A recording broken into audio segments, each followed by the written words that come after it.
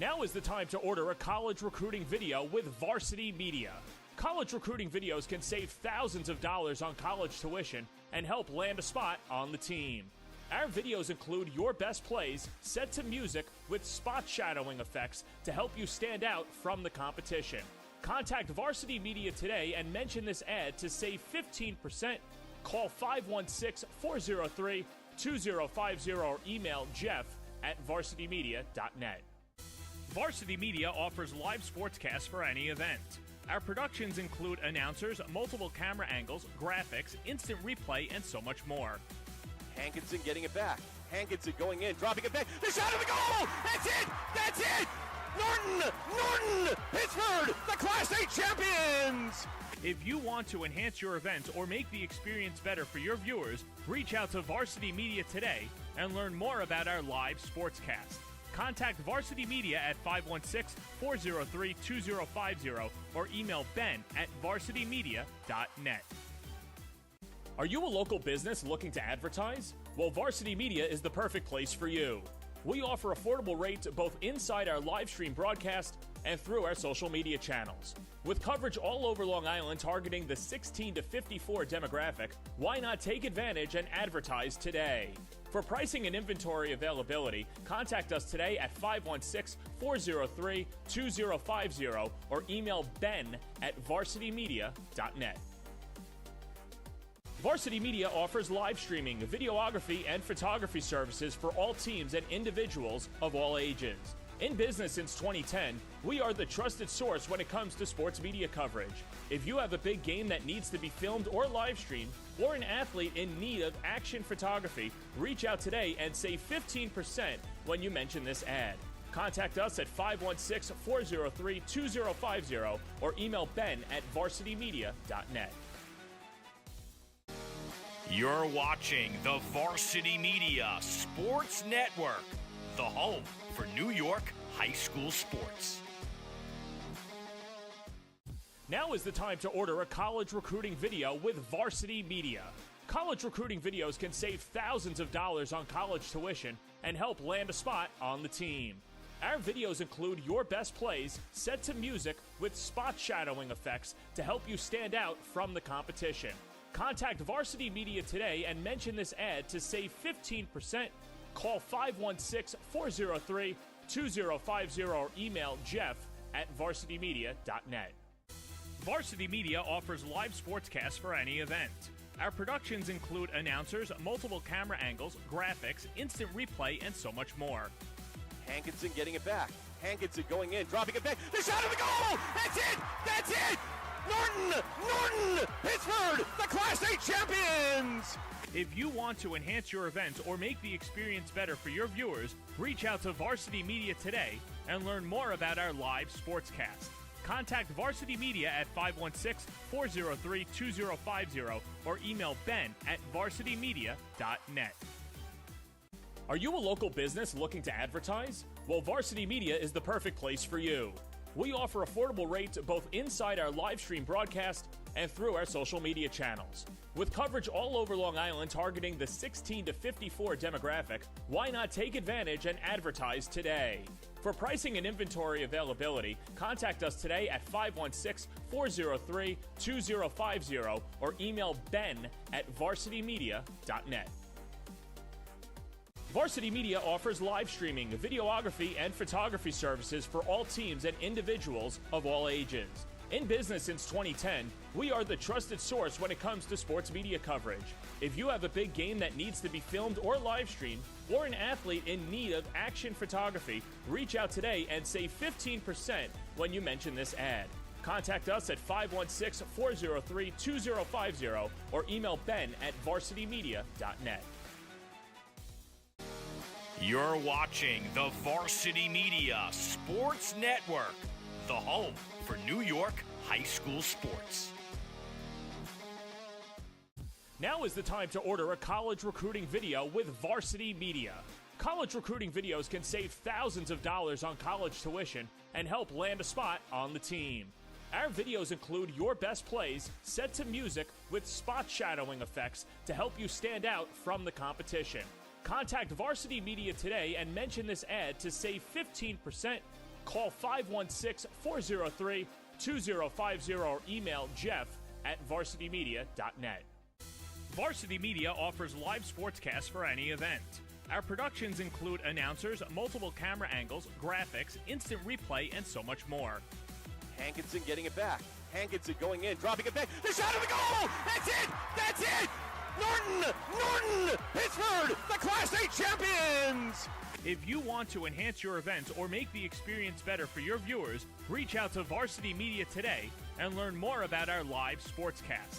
Contact Varsity Media at 516-403-2050 or email ben@varsitymedia.net. Are you a local business looking to advertise? Well, Varsity Media is the perfect place for you. We offer affordable rates both inside our live stream broadcast and through our social media channels. With coverage all over Long Island targeting the 16 to 54 demographic, why not take advantage?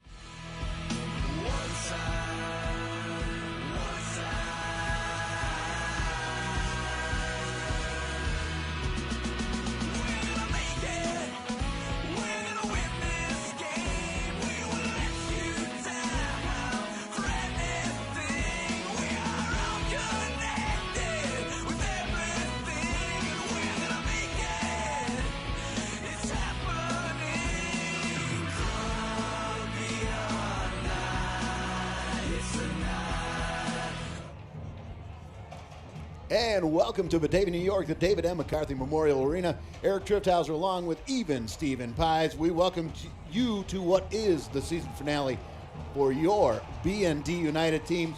Stephen, I got to tell you, it's been a week off for this BND United team.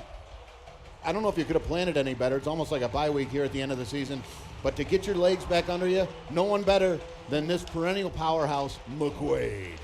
Yeah, Eric, you talk about a marquee matchup. This is it. The season finale, downtown Batavia, New York. McQuaid in the house. The Jesuit Knights in their road whites, actually in their home whites versus BND, wearing the road blues tonight.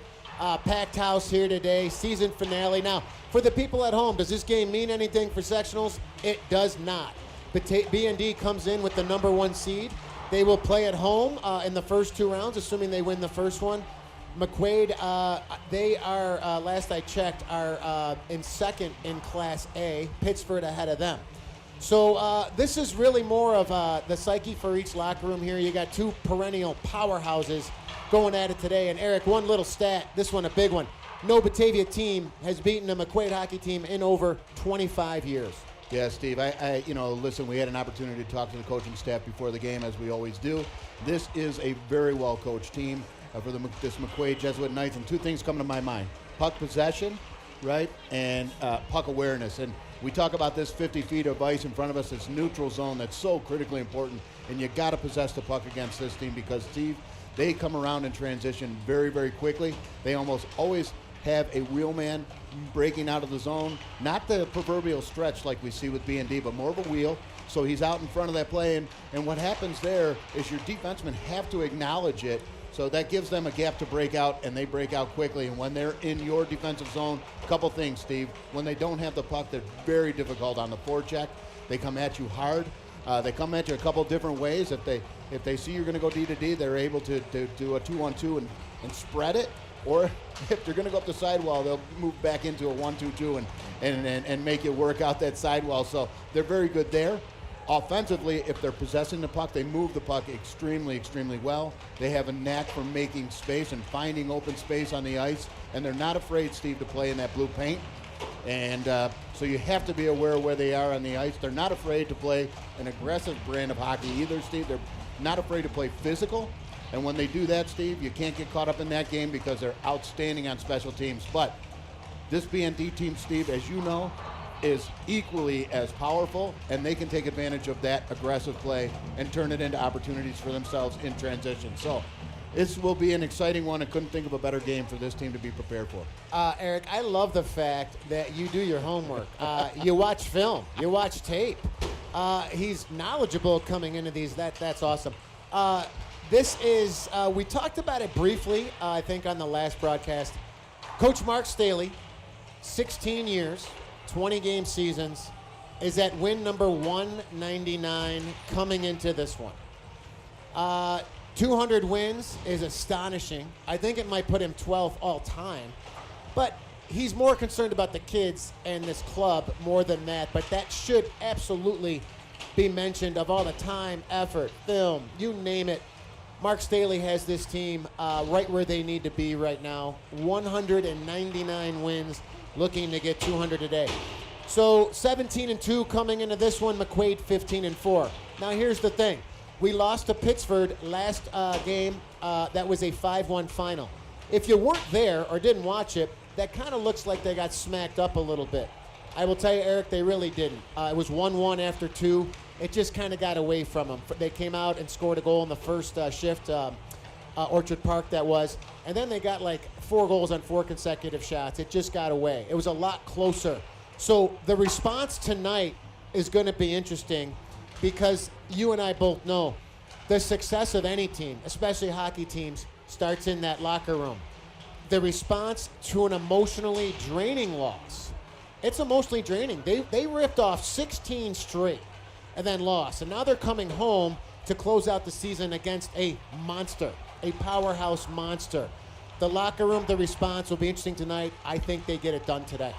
Yeah, Steve, I agree. And, listen, let's not underscore the propensity of that game as well. They had a number of injuries, and that's what I was talking about coming into this game. You have essentially a week off. Again, you couldn't have planned it any better. You have a week off. You have an opportunity to get healthy, and this team has. You can see clearly those folks that were injured are skating exceptionally well right now, so it's good to see that. Now you get your feet underneath you. You're going to know you're going to be playing a sectional game. Even though this one doesn't have a bearing on sectionals, it's incredibly important for you to play well and get back to playing speed. Get ready to play for these sectionals because, Steve, this is what they've waited for. This is it, boys. This is war, in the proverbial words of Nina from the song 99 Red Balloons. Yeah, well, I'm glad you brought that up because BND is well rested, where McQuaid played last night, and beat Bishop Timon on the road 5-4 in OT.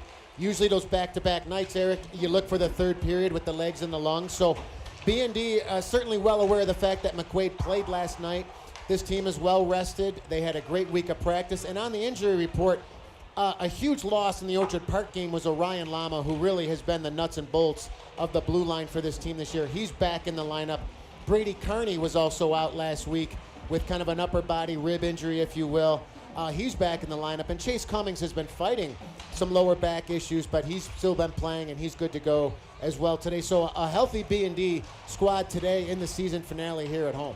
Yeah, you can see Coach Staley very proud of his team. Exceptionally, this has been an exceptional year here in this season finale, Steve. And as we head into this season finale, I want to thank all of our YouTube viewers here on Varsity Media Sports. I did a little math this morning, Steve, and you can hear the pep band for the first time of the year. Yeah. The pep band in the house, so you can see the propensity of this game. Standing room only around the outside, too, by the way. But, probably it would surprise some of the math teachers back in our day, Mr. Mark Kennedy, maybe Mrs. Rose, our elementary teacher back at Robert Morris Elementary. But I did some math. We've had, on average, Steve, in the range of 500 to 800 views each and every game. So I really want to thank all the viewers out there. Thank you for being fans this year. Thank you for the shirts, the love that we get and I want to thank 2 new fans, Steve. The one great Jay Cummings, who's watching today down in Atlanta, Georgia. I had an opportunity to spend a great week with him out in Scottsdale, Arizona. Spent some time. You and I have a house. It's a coach's house, right? Well, we went to the coach's house in Scottsdale, and one of the haunts there, and for sure, and great place to be. Great base to spend some time. A cast of characters, some of them creepy too, Steve. And then out in Oceanside, California, Steve, the great Tina Ryan, she's out there. If she's not playing padel right now, she's walking the pier or maybe walking downtown to potentially watch this on simulcast at one of the local establishments out there in California, much like they do at Kelly's Holland Inn. I want a big shout out to our friends over there across the street at Evans Street at Kelly's Holland Inn, Jerry Petrobowski, Sooty, and the gang. Happy to be on over there at Kelly's. Yeah, big Saturday over at Kelly's there today. That place is probably standing room only. Another shout out, new fan, Bob Paleo. He had 2 boys that played at Notre Dame, sons Nick and Mike. Nick, I think, has some scoring records at Notre Dame and also played a little bit of juniors with Jack Staley, Coach Staley's brother. So it's always great to get the feedback. You and I really enjoy doing this. Tim Bell is amazing with what he does on the Varsity Media. And here we are today in the season finale, going to get ready for the national anthem and the starting lineups. Mark Johnson gets the nod in the visitor sin bin once again. Jeff Whitcomb in the home one. And congratulations also, Coach Mozicki, Henry and Eric, his son and brother. Brian Mozicki just got married last week, so congratulations, Brian Mozicki, as well. Pep band getting pepped up, if you will, and this one should be a dandy. Yeah, you got to feel the momentum right now if you're this BND team. The fans here are fired up, Steve. This is what it's all about. High school hockey on a Saturday afternoon. What could be better? We're so happy you're here with us today, and they're watching all over. We'll see if this BND team, as John Arnett will say, is up to the task. And again, also want to say I'm sure that they're breaking it down in downtown Leroy at Joe's Barbershop. God only knows what they're doing in downtown Leroy. The Jesuit Knights are coached by head coach Joe Dugan, assistant coach Steve Battani, Mark Hagel, Sam Arizosa, and Brendan Wiley. We'll pause for the national anthem.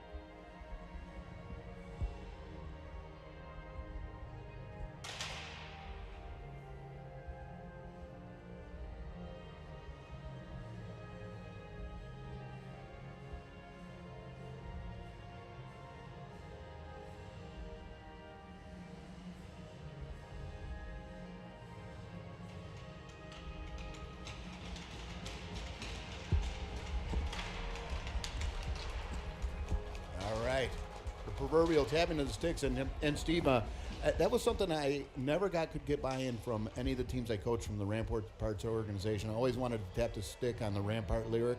I didn't do that, but you could see McQuaid did it on the night lyric. The night lyric, yeah. So, a lot of celebrities in the house today, Steve, and I'm not talking about Grant Greenleaf or Adam Rich from 8 is Enough, but I am talking about Joey Fianacca, Teddy Lesh in the house. We're going to be talking to Teddy Lesh in the first intermission. Teddy Lesh, our first intermission guest. It's also his birthday today, 54th season for Teddy Lesh.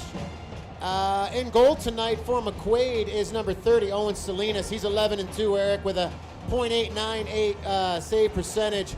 Reese Tanner, once again, the stellar Reese Tanner, gets the nod in the pipes for B&D once again. And as we said, now this one should be great. Downtown Batavia, New York, McQuaid Jesuit Knights in the house, and crowd ready to rock and roll here. This place is jamming, Steve. It's alive. And the boys are saying, come on, Stripes, drop the puck. Let's go. Yeah. Getting positioned here. Clutchin's moving in quick. There they go. And on the hop, we are underway. Thrown back into the B&D zone. Lama going to go D to D with Berger. Berger back for Lama. Lama takes a look. Going to go back for Berger. Going to be deliberate on the breakout. Very nice. Joe D on the wall. Looks for Milovidov, but intercepted by Hill.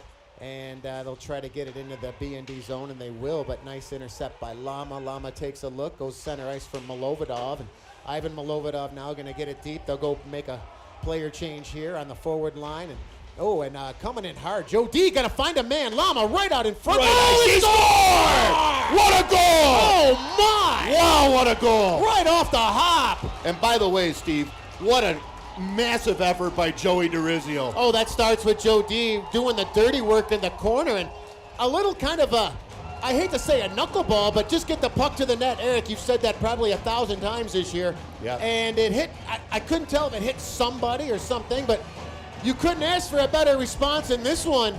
1-0 BND. Yeah, I'll tell you what, Lama, you can see Orion Lama, he's got the clear face mask, smiling ear to ear, but I got to tell you, Vinny, pizza by DeRizio, delivered that pizza Trouble right out on the to hop. McQuaid right back down low, and net's off. fortunate that one off, and the net is off. Referee doesn't see it, but the net is definitely off. BND going to try to get it out, and they cannot. Now Brady Johnson still on the half wall there, kept in by Liam Palmer. That goes down low, a nice hit there. Danny Whaley comes to the point. They got to clear it. Net is still off and taken there by Liam Berger. Berger going to get it off on the wall. Sent back down low. Got to be careful here. Right on Tanner. Rebound. And Berger going to take over. Can they get it out? And they finally realized the net was off. And Eric, I think if they would have scored there, that probably wouldn't have counted anyway. But emotions running high here early. BND running around a little bit in their own zone there. Coach Staley keeping the shifts quick and hard right now. I got to tell you that. Just, again, getting back to the goal. Orion Lama, I'm a big fan of Lama. Lama to boot.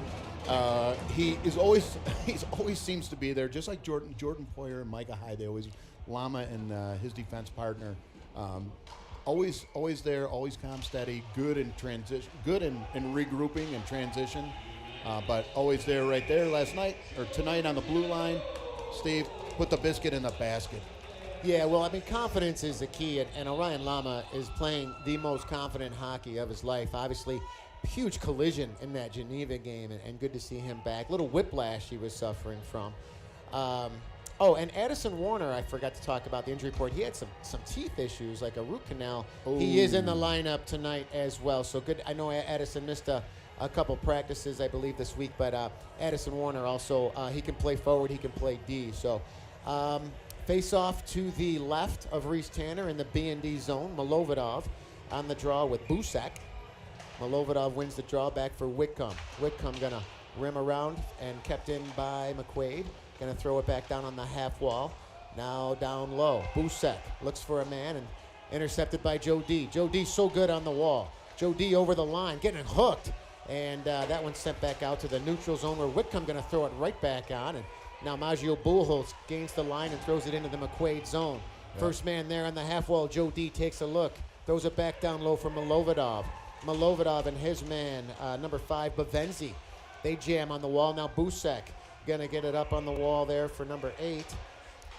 Jack Callery. Now Motika right on, and that one sailed high and wide. Eric, Greg Fianacca corrected me the other day. I say right on a lot when it goes high and wide. I have to get that down better. Thank you, Greg, for noticing that. Always aware. Greg Fianacca, big fan. AJ Kazmarek, Melissa Kazmarek, Amy Barreau, Nikki Boyce. Usually watching in the Stafford community. Yeah, Steve, we had some Ragers out there at Horseshoe Lake, and this is a Rager right here today. Oh, big time. On the draw there, taken by McQuaid in their own end. That is number 14, Egan Mayer. And now Bavenzi over the line. It comes back to Lama. Lama going to cross it. Now Motika. Motika with speed. Jamison Motika going to chip and chase. Motika down low with Bavenzi. Motika coming in hard. He finishes his check. Now on the wall there. Now Joe DeRisio going to, with his man, McQuaid going to try to break out. They will. Gains the line. Gains center. Over the line. Now McQuaid gained the B&D zone. Kept in there. Right on. And that one just went wide. And now Joe D on the half wall. Bumps with his man. Kept in at the point there. And Joe D going to say hello. And he's done that a few times this year. Brady Johnson going to get it deep. And he'll go to the bench for a change. And McQuaid takes over in their own end. That's Bavenzi. Bavenzi gets it up on the wall there for Palmer. Now Berger going to go D to D for Lama. Lama going to slow it down, going to wait behind the neck. There's the stretch, but that hit Milovidov. Now Ivan Milovidov over the line. Milovidov going to throw it down in the corner. Goes back after it. That's number 22, Wiegand. Wiegand watched there by Milovidov, and McQuaid will break out of their own end. They'll gain center, and Sammy Pies watches his man, and McQuaid gains the line. Brendan Peterson says hello, and taken there down low. Got to be careful. Oh, my, what a save! Call a top. Oh, my. There's the backhand. That's a high stick if they touch it. That one should probably come all the way down, but they're going to go to center. Reese Tanner flashing the leather. Wow. The pad that is, and remember that one. Oh, my God. He's going to, I will tell you what, Steve, he's staring down the audience, too. He doesn't care if you're from Batavia or McQuaid. He just made the save. That was solid. That was solid. Oh, my. Cat-like. Face off in the McQuaid end. To the left of Salinas, Brady Johnson on the draw now in the circle there, trying to find it now. Motika goes into the corner there with number 4, Eamons. Eamons going to get it high off the glass and gets it to the neutral zone. Taken there by Whitcomb, but intercepted by McQuaid again. Onside? Nope, they are offsides. That'll come back out over the line. And so an early goal here. Eric, did we ever get the goal scorer? Was it Joe D? No, it was Lama. Oh, it was Lama. Joe okay, D, it wasn't tipped? Yeah, I don't know if it was tipped. So Orion Lama, welcome back to the lineup after missing one game. An early goal, and now teams trying to feel each other out a little bit, and still 1-0 BND early first. Berger, yep. Lama, Sammy Pies gets his head up on the wall, finds his now look for Motika, but that one intercepted by McQuaid. They'll gain the line, over the line there, that's number 19, Zari. Now Motika looking for Sammy Pies and Motika, but intercepted by McQuaid in the neutral zone, but Brady Johnson right there in transition. Now McQuaid will get it deep there with number 22, Wiegand. Now Lama in his own end. There's the stretch for Motika. Motika going to try to chip it and go to the bench for a change. Wholesale line change. They got to hurry right now, and McQuaid trying to catch him in transition. They gain the line, but intercepted. Malovodov in on goal. Malovodov. Oh, what a goal. Oh, my. Wow. Steve, we've seen it all season long. Wow. He just put the Russian dressing on that salad. Oh, yes, my. He did. The Russian Rocket, number 11. Ivan Malovodov makes it 2-0 BND, and you don't want to turn the puck over to BND, and you certainly don't want to turn it over to that guy. Steve, I was just about to say they're making really quick line changes. This BND team is doing an outstanding job of the puck moving in the neutral zone, and they caught him. They caught him deep. They're breaking out. They made a quick change and turned it into transition. That transition put the biscuit in the basket with Malovodov. I don't think anybody expected this start, but it's early. But BND would jump right now. Whitcomb going to throw it towards the cage. Joe DeRicio going to throw it right on Salinas. That one hit him and taken by McQuaid in their own end. And BND trying to put on the heat with the forecheck. Now Whitcomb, nice glove down at center. Goes to his knees, regains possession. Malovodov trying to chip, but intercepted there by Liam Palmer. Throws it down, and Whitcomb takes a look. Whitcomb with Buchholz. Now over there for Whitcomb once again. Malovodov again. Now Malovodov going to jam. Malovodov going to walk it right on. Oh, and Salinas. He is smooth. Gets it up now over the line. That's number 10. Sean Donlin. Sent back down the ice by B&D. This one should go for icing, and it will. 11:37 here. B&D up 2-0 here in the first. Ivan Malovodov and Orion Lama. The Steve, tallies. I got to tell you, Steve, if you were writing the script, Coach Staley, Coach Kirkwood, they're writing the script. This is exactly how you want to do it. This team's coming off a 5-4 overtime victory, so that it's an extended game. It's more than 3 periods. And now you big save by Reese Tanner. You maybe demoralize them a little bit with a second goal, and you got to keep those shifts quick, but perfectly written. There's a nice shot block there by Berger. That's what you got to do. And Berger going to say hello to his man. He and Sammy Pies on the wall of the puck battle. Comes back there to Bavenzi, but a nice play by Lama once again. Lama looking for Motika. Oh. No, that little setup there just missed that one. Now Bavenzi in his own end. Bavenzi gets it up to the center ice, but intercepted there by B&D Motika. In transition, Motika, he is a train, Eric. Over the line now, Sammy Pies missed that, getting that one in. Brady Johnson over the line now, Berger. Berger gains the red line, going to toss it into the McQuaid zone. Player change coming up for B&D, but Salinas going to hang on. Face off in the McQuaid end. 10:50 left here in period 1. Yeah, there's as you can see, that coaching staff on McQuaid bench, so no sense of panic. They've been here before. They can weather this storm, and a lot of momentum in this B&D team. They're feeling good. They've been off for a week. What a start, though, Steve. Eric, I noticed when McQuaid travels, they normally hang a huge banner. I don't see it in the house tonight. Over the line now, McQuaid trying to break out. They will. That's number 21. Gets it up over the line. Joe D with a nice chip that came out over the line. And taken back there by number 4, Connor Eamons. He'll get it to center. Taken there once again, that's Matt Hill. Malovodov sends that one down deep. And Wiegand takes a look. Wiegand going to skate it out, going to get it up over the line. He will.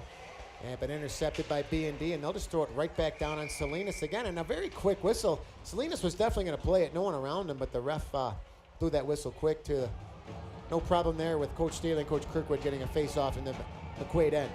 And here comes an additional line that this BND team, and this is exactly what you want to see in coming into sectional, Steve. Being able to roll 3 lines. We talked to the McQuaid coaches. They tell you they don't want to just roll 3. They'd like to roll 4, and that is textbook for sectionals. So if this BND team can roll 3, that's awesome. Cummings, Carney, and Stevens out there. They were over at Fort Kibbe last night, Eric. Little Texas Hold'em in the basement. Oh, boy. And good to see them out there right now. And McQuaid going to try to get it out. They will. They gain center. They're going to throw it down deep, and Lama, first man back. Lama with speed, going to get it up on the wall. Going to get out of the zone, and Will taken with speed.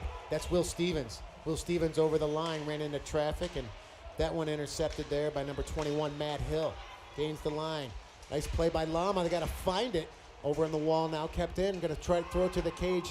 They can't get it out. Kept in there by number 4. That's Emons. And that one goes wide of the net. Brady Carney, first man there. Head up, takes a look, going to get it out. Smart play to get that one out, but I think it hit somebody on the BND bench. And we'll get a face-off just outside the BND blue line. Yeah, you can see how effectively they can attack. And you saw, I'm pointing like people can see, but 21's playing. They play high. They play that one-man high or in a wheel position, and it allows them to break out pretty effectively. So we'll have to be aware of that if you're BND. So face-off just outside the BND blue line. Brady Johnson on the draw. Sent right back down. Tanner going to steer that one aside for Berger. Berger, Lama back for Berger. Liam Berger in his own end. It's a stretch for Johnson. Nice play. Motika and Johnson with speed. What chemistry. Johnson over the line. Going to walk it. Oh, my! And Salinas, Eric, looks a little shaky right now. I think that's fairly safe to say. Over the line here, taken there by number 16, Palmer. Going to throw that one wide of the cage. We're collected by Calorie. They pulled their goalie? Back for Calorie. Must be a delayed penalty coming up here to BND. And Lama going to touch up, and we're going to get a look at the interference, the call. I don't know who the culprit is. Yeah. It looks like Jamison Motika heading his way. And that's I didn't see it, but... I didn't either. I didn't see the ref's arm in the air. I'm like, wait a minute, did they just pull their goalie? Yeah, they were going to pull the goalie that or I'm like, what's going on? Anyways, that's double damage right there because that's Jamison Motika, one of their best penalty killers. Steve, you can't get caught up in an aggressive brand of hockey with these folks. They're not afraid to play physical. I saw it in the Canisius game, and they are solid on their special teams. They move the puck very, very well. Well, this should be an interesting power play for McQuaid because BND has a great PK, and I'm not sure about the analytics on the McQuaid power play, but certainly an opportunity for them to get right back into this one. Oh, Joe D doing physical on the wall. Right on rebound. Where is it in front? And cleared out there right now. Cleaning up right in front of Reese Tanner. And that's that puck awareness I'm talking about, Steve. You've got to be aware that guys slip into just open space. Now Kazara over the line, but that intercepted by Milovodov. He'll chip it back down deep into the zone. And there's this step by Lama. Got to be careful here, and then taken there by Kazara. Kazara over the line looking for Bavenzi. That one came right out in front. Now Bavenzi gonna walk it. Bavenzi gonna slow it down. Gonna give it to the point man down for Kazara. That one gonna come back to number 14, Mayer. Oh, and a nice hit by Joe D. And Steve Lakins in his living room. Joe D gonna let him have it after that too. That's right. He just put the mushrooms and the onion as he delivered that pizza. Steve Lakins pretty happy about that one in the Florida area watching here tonight on Varsity Media. And Bavenzi gains the line. Sammy Pye's in his own end, gonna rip it. He fanned on it. Got to find it again. Sammy Pye's fighting it a little bit down low. Got to just regroup. And down low, McQuaid still with it. Nice play by Lama. There's the box out. Now going to get it to the point. Sammy Pye's going to watch his man. Comes back down to Calorie. Calorie for Hill and a nice play. Taken there. And that's Wiegand will go back in his own end. That's what I'm talking about, that quick passing that they do. They do it so exceptionally well. But Brady Johnson, I was about to say Mark Johnson. Brady Johnson there to break it up. So nice penalty kills thus far with 17 seconds left on the power play. And not a lot of quality chances yet, but Hill over the line. Hill gains the line, going to stop on the half wall, going to get it back to Wiegand. Wiegand going to cross it. Going to cross it there for Emons. Emons, nice play by Milovodov. He comes to play all the time. And Oh, here we go. In transition, even strength right now. Hill over the line. Nice stick. Motika, is he going to get there? Yes, he will. He's got Johnson going to the net. Motika right on. Oh, that one. Nice save by Salinas. And now McQuaid going to try to get it out with Eamons. Going to watch there in the blue line by Motika. BND back at full strength. Great penalty kill right there. Now on the wall, and that one, Berger's going to say hello to his man. Now Milovodov. Milovodov going to fight through a check, and a chip and chase going to get it deep. Now Motika, he was looking for Milovodov again. Milovodov goes into the corner with his man. Tries to chip it down low, but taken there by Connor Eamons. Connor Eamons gets it to the line. That's Calorie. Calorie gains the BND line. Going to try to walk it, and a nice play by Berger to slow him down. And they might be getting a... Oh, net came off the moorings once again, Eric. And getting a little physical here. As we said earlier, I almost called you Hagen. Steve Pies, just wanted to let you know, 2 Peps in the house tonight. We got Pep Johnson and the Pep Band. And it is awesome to see them here.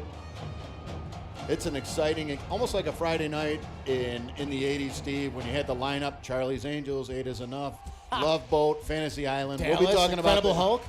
We'll be talking about that a lot later. Got some alumni in front of us, too. Alumni parents, I should say. Scott Schrader's parents. That'd be Mick and Carol Schrader. The Hammer. Scott Schrader, the former blue liner for the Ice Devils, wore number 20. You talk about hitting like a truck. Scott Schrader would destroy people.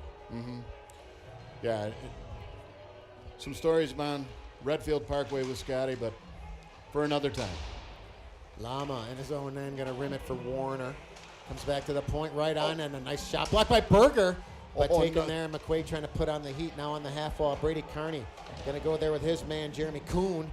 Carney lost his stick on the play, took a rough ride. Now kept in by Kuhn, right on Tanner. Steer that one aside. Oh, Busek came right out in front. Back to the point, right on, rebound. Nice block there, shot, and Berger going to gain the line and try to just chip it down low, but ends up in the penalty box where Jeff Whitcomb going to retrieve that puck with 5:34 here left in the opener. 2-0 BND. Yeah, I'll tell you what, and I apologize to the fans at home. The D partners of Lama and Berger just always steady. And Noah Wickham, Peterson, they're just steady back there, and it's really nice to have that a D core like that. Johnson on the face-off now, but controlled by McQuaid in the B&D zone. Calorie, nice play by Motika. Motika's got Sammy Pies with him. Motika on his own, going to rip it right on Salinas. And Eric, he just looks shaky every time you throw the puck his way. And he's certainly, he's 11-2 coming into this one. But I don't know, big crowd here tonight. B&D getting a lot of hype. He just trying to find his game a little bit. But still 2-0 in this one. A lot of time to go. And B&D just came right out on the hop. And 5:17 left here in the first. And lest I forget, Steve, I made a mistake there as well. The son of Terry Lee and coach Maggio Boomholtz, we like to call him. Lowering the Boomholtz. Now Johnson, watched there by Wiegand. Wiegand gonna rim it around for Kozora. And a little rough ride on the half wall, and I think they're gonna get somebody. And Mark Johnson, quick to open up that door. We will get a look at the very dangerous B&D power play. Eric, I was thinking about Mark Johnson's demeanor in the penalty box. So, it's almost like you want to get a penalty with him in there. He's so accommodating. Yeah. He'll talk it out with the guy. He'll welcome the guy. Then he'll get back to watching the game. Then he'll wish him well as he leaves. He's got the 33 jersey on again, as per usual. He's just so always looking great. So accommodating. Sammy Pies going to get a puck battle on the half wall with Motika. They got to out-muscle here and taken there and slowed it down by Johnson. Little sauce for Motika on the half wall. Motika going to go back door, Milovodov. Now Ivan Milovodov going to slow it down, going to stop and start. Johnson, top of the key. Johnson, half wall for Motika. Motika going to try to go bumper. That one came back to Johnson. Johnson for Milovodov. Milovodov in the center there looking for the bumper, Joe D. And that one sent down the ice. And Brady Johnson got to be careful here with watched by his man, the number 19, Luzari. Now Motika, there's the entry. Motika over the line, going to lower the shoulder, going to go down low. Motika for Johnson. Johnson going to cross it for Milovodov. Milovodov looking for traffic. Goes back door for Motika for Johnson. Need a screen out in front. Are they going to get it? Nope. Nice save by Salinas. Now Milovodov going to circle on the half wall. Milovodov going to walk it right on, and that one just missed. And that one goes all the way down the ice. Still a minute left in the power play here for BND, and Johnson in his own end. Brady Johnson now going to leave it there for Milovidov. Milovidov gains the line, looking to drop it back for Johnson. Johnson, there's a stretch for Sammy Pies. Sammy Pies going to slow it down, going to give it back for Johnson. Brady Johnson now gains center. There's the entry. Johnson over the line. Johnson going to walk it, going to find space right on Salinas. Glove safe, rebound. Taken there by Joe D. And Matt Hill going to try to get it out. Can he? No, he can't. On the half wall. Kept in. Nice by Motika. Motika going to get it back to Johnson. Johnson right on that one blocked. Gets it back to the bumper. Looking for Jake Hutchins there. And 19 seconds left in the PP here for B&D. Oh, player change. Right Got to be idea. careful there. There's the entry, and that one came out over the line with 10 seconds left. And now taken there by Lama in his own end. Takes a look at the clock. There's the stretch for Hutchins. Hutchins with Cummings. Fights Cummings. Oh, my. Good look by Jake Hutchins for Chase Cummings. And there's another stretch. Did he touch it? No, he didn't. Yeah. So teams back at 5 aside, and a nice odd man rush there. And Cummings just lost the handle. And Yeah. Unfortunate. Just got just a little bit out in front of him. Lost that handle. But you can see, Steve, that's what I was talking about in that neutral zone. They always have a player high, and you got to be aware of that because that almost could have been a catastrophe right there for this B&D team. But good look at that that penalty kill, or that power play, excuse me. Sorry, Steve. That power play, and yes, they're moving the puck well, and that will turn into opportunities for them. But They nice really penalty did kill by the McQuaid. yeah, 100%. They had their looks, but McQuaid with really no second chances just made sure it was one and done. They gained the B&D line now, and Lama makes a nice play, kept in by Eamons. Connor Eamons down low. Tanner, where is it? Came right out in front, right on Wiegand. And a nice, he kind of fanned on that one. Now Hutchins trying to get it out. Hutchins and Wiegand go to the line. Nice play by Hutchins with the body. Finds Milovidov in transition. Milovidov looking for Joe DeRicio. Taken there by Connor Eamons down low. Eamons looks for Calorie. Calorie gains center. Calorie now going to chip and chase. And taken there by Liam Palmer, but Ryan Lama right there once again. And DeRicio says hello to his man. Comes on the half wall. Kept in there. 2:13 left here in the first. Now McQuaid trying to put on the heat. Intercepted by DeRicio. And a smart play there. You Yep. had nothing. And I know it's an icing, but sometimes icings, Eric, are just a smart play. Yeah, you got to slow that puck down, slow the pace. McQuaid getting a little momentum off that penalty kill, and you just got to take it, kind of slow it down. And, you got to feel good if you're McQuaid. You kill that penalty, you got a little momentum back here, but, they've got to take advantage of their opportunities early too, Steve, because, again, they're coming off of a powerful game last night. It's never easy against Timon. They play a rough brand of hockey. Haven't had a brother-in-law and nephew that both went there. On the face-off, Brady Johnson kept in there, and someone just got dumped there. Getting a little physical around the horn here now. Noah Whitcomb. Whitcomb down low. Takes a look. Whitcomb going to reverse it. Going to give it back to Baggio. Buchholz. Got to be careful here. Oh! Buchholz again. Lowering the Boomholz and sent back down the ice. And they got in a little trouble there with a little turnover and just iced it out there again, which, again, not a bad play. So face off with a $1:40 left here in the opener to the right of the goaltender, Reese Tanner, who, when he's been tested tonight, has been spot on. Yeah. Little chatter down on the ice too. It's good to see. This one's getting a little chippy, as expected when these two teams face off. Johnson and Zari on the face-off, kept in there by McQuaid. Sammy Pies and Berger on the line. Pies went down to the ice and gets it out over the line, but sent right back in by McQuaid on the delayed offsides. And now Berger for Motika. Jamison Motika going to chip it there for Johnson, but taken there once again by Zari, who will throw it down low. And Berger. Oh, Berger, rough by his man, rough by Kozora. And taken there once again, Matt Kozora down low. And McQuaid putting on the heat down low, still controlling the puck. And Berger and Kozora go to the wall. Scratch that, make that Zari. Now comes back to the point. Lavenza, nice shot block, Sammy Pies. Sammy Pies going to go down low with his man and going to throw it right to the cage. And that one goes over the net there and taken there by Sean Donlin. Sent back down the ice and an icing coming back too. You got to block shots and if you want to go deep in high-level hockey, Eric, and just get in the shooting lanes. And Yep. He was he chased that puck like he was running over to the Pelican down at Kibbe Park. Kibbe Park flooded the other day, back to some sense of normalcy right now. Yeah, you know what's funny, Steve? I was out in like Phoenix, Arizona all week. Colder there than it was here. Yeah, oh my God, the last 2 days, golf course is packed. Lama looking for a screen, and that one just went wide and taken there by Milovodov. Milovodov going to get it back to the point. Lama going to throw it back down low, and McQuaid with a little jump out of the line. That's Palmer, but sent back down the ice, and Whitcomb, and with 31.6 left here in the first. And what was crazy about that too, Steve, is, you know, almost very rarely rains in the Arizona area, right? Very rarely. And guess what? Well, they got rain when the Waste Management Golf Tour is in town. So a lot of disappointing. Is that tournament this week? It's this weekend, yes, sir. Isn't it the one where they have the stadium and That's the where it's fans crazy. can they can tailgate and all that stuff? Yes, sir. On the hop here now, taken in the zone. Can they keep it in? Hutchins. Nice They clutch. will. And McQuaid going to gain center ice and looking for Bavenzi. That missed him, but no icing on the play. Lama and Bavenzi Nice go play. hard to the wall. That one came right out in front. And Ivan Milovodov now. Milovodov going to chip it up over the line. Milovodov, can they get it out? They can. Ivan Milovodov over the Got line, time. 2-on-2. He's got 4 seconds. Milovodov got to rip it. Hutchins over the line. Milovodov, oh, no! What did the clock Are they run going to out? count it? I don't know. That's the question. I don't know. There's no replay. They're going to talk it out. Oh, my. Eric, I really couldn't tell. I don't know if oh, my God, I don't know if the clock ran out. I think they're going to talk it out. My knee jerk is to say the clock expired. But, man, I don't know. Nice patience there by Clutchins. And they're gonna still talk it out.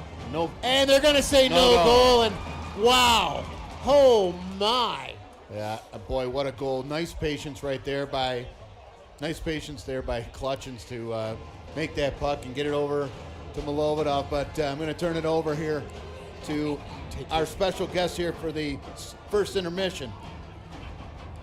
We'll probably try to get the shots on goal. Teddy, get your headphones on. Get situated there. Kind of lean back a little bit against the wall. And we will get you going. Can you hear me okay? Yes, I can. All right. We're going to get Tim Bell on the camera over here in a sec. You kind of want to lean back a smidge. Right. Yeah, it's kind of nuts. All right, so welcome to the first intermission. Teddy, let's just start. Before I go into you personally, what was your take on that first period? Waving to Pat Johnson down there in my head. Fantastic period of hockey. Old school Batavia hockey right there. Did you think the puck crossed the line before it said 0.0? I couldn't tell. I think the clock might have expired. I'm a Batavia fan, as you know. No goal. Definitely after the whistle. I like it at 2-0 right now. Let's talk a little bit about Theodore Lesh. A lot of people watching tonight do know you. A lot of people don't. So we're going to give him a little background. Teddy Lesh is a class of 89 Batavia High graduate. He's a Hall of Famer, soccer and hockey. You and I go back to elementary school at Robert Morris. Yes, we do. I want to say you did a year at Calasanctius. Am I right about that? Is Calasanctius kind of like a school for geniuses or something like that? You might say that. I took a year off between middle school and high school.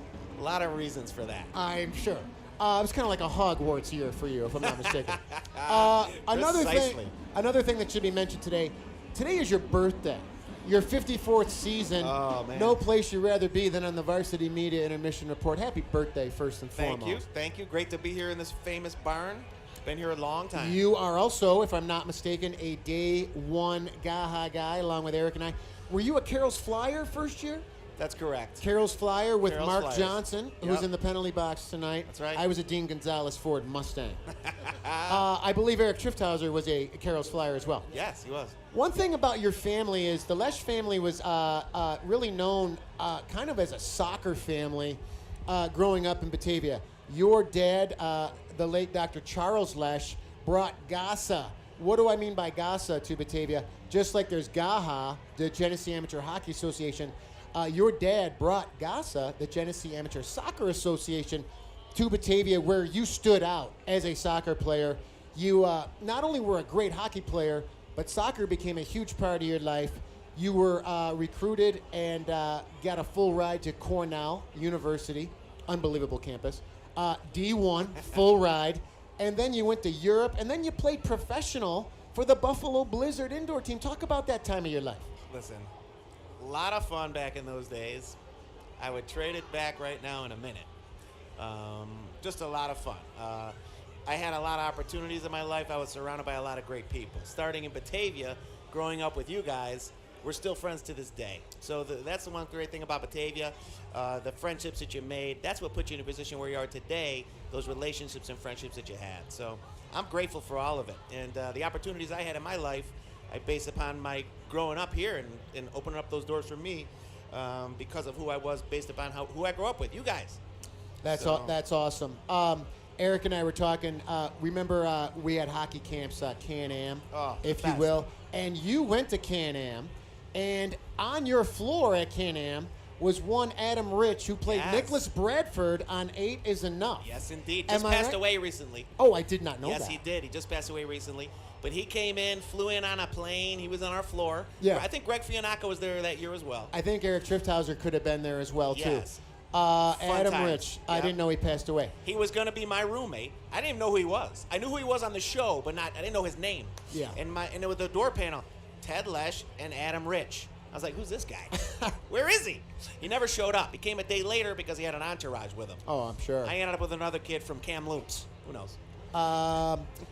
You also, now, a lot of things, too. Even though you became a D1 soccer player, played pro soccer, not for nothing, you were an outstanding athlete hockey player as well, too. You probably could have played D3 back in the day without question. You chose the soccer path. After that, you ended up becoming a principal. You got an education. Your wife, Christina's here with your 2 lovely kids. Yep. You were principal at the Stanley Falk School in Buffalo, principal of a school in Buffalo for many years, correct? Many years. I did some time at the Stanley Falk School. I did some time at another school called Canaletian Center, which is now called Beyond Learning, and now I'm at another special ed place called Gateway Longview. So my whole career has been in administration for special ed. So been spending my time helping kids with needs, and tell you the truth, it's been quite enjoyable.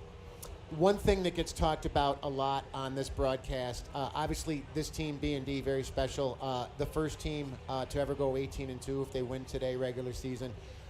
First team to beat McQuaid in 25 years if they win today. But you and I have, besides growing up together, you and I had a very special opportunity. We played on the 87. The banner's up there right now. Yes, it is. We played on the 1987 Ice Devil squad, first team to win a Section 5 championship, Final Four in states.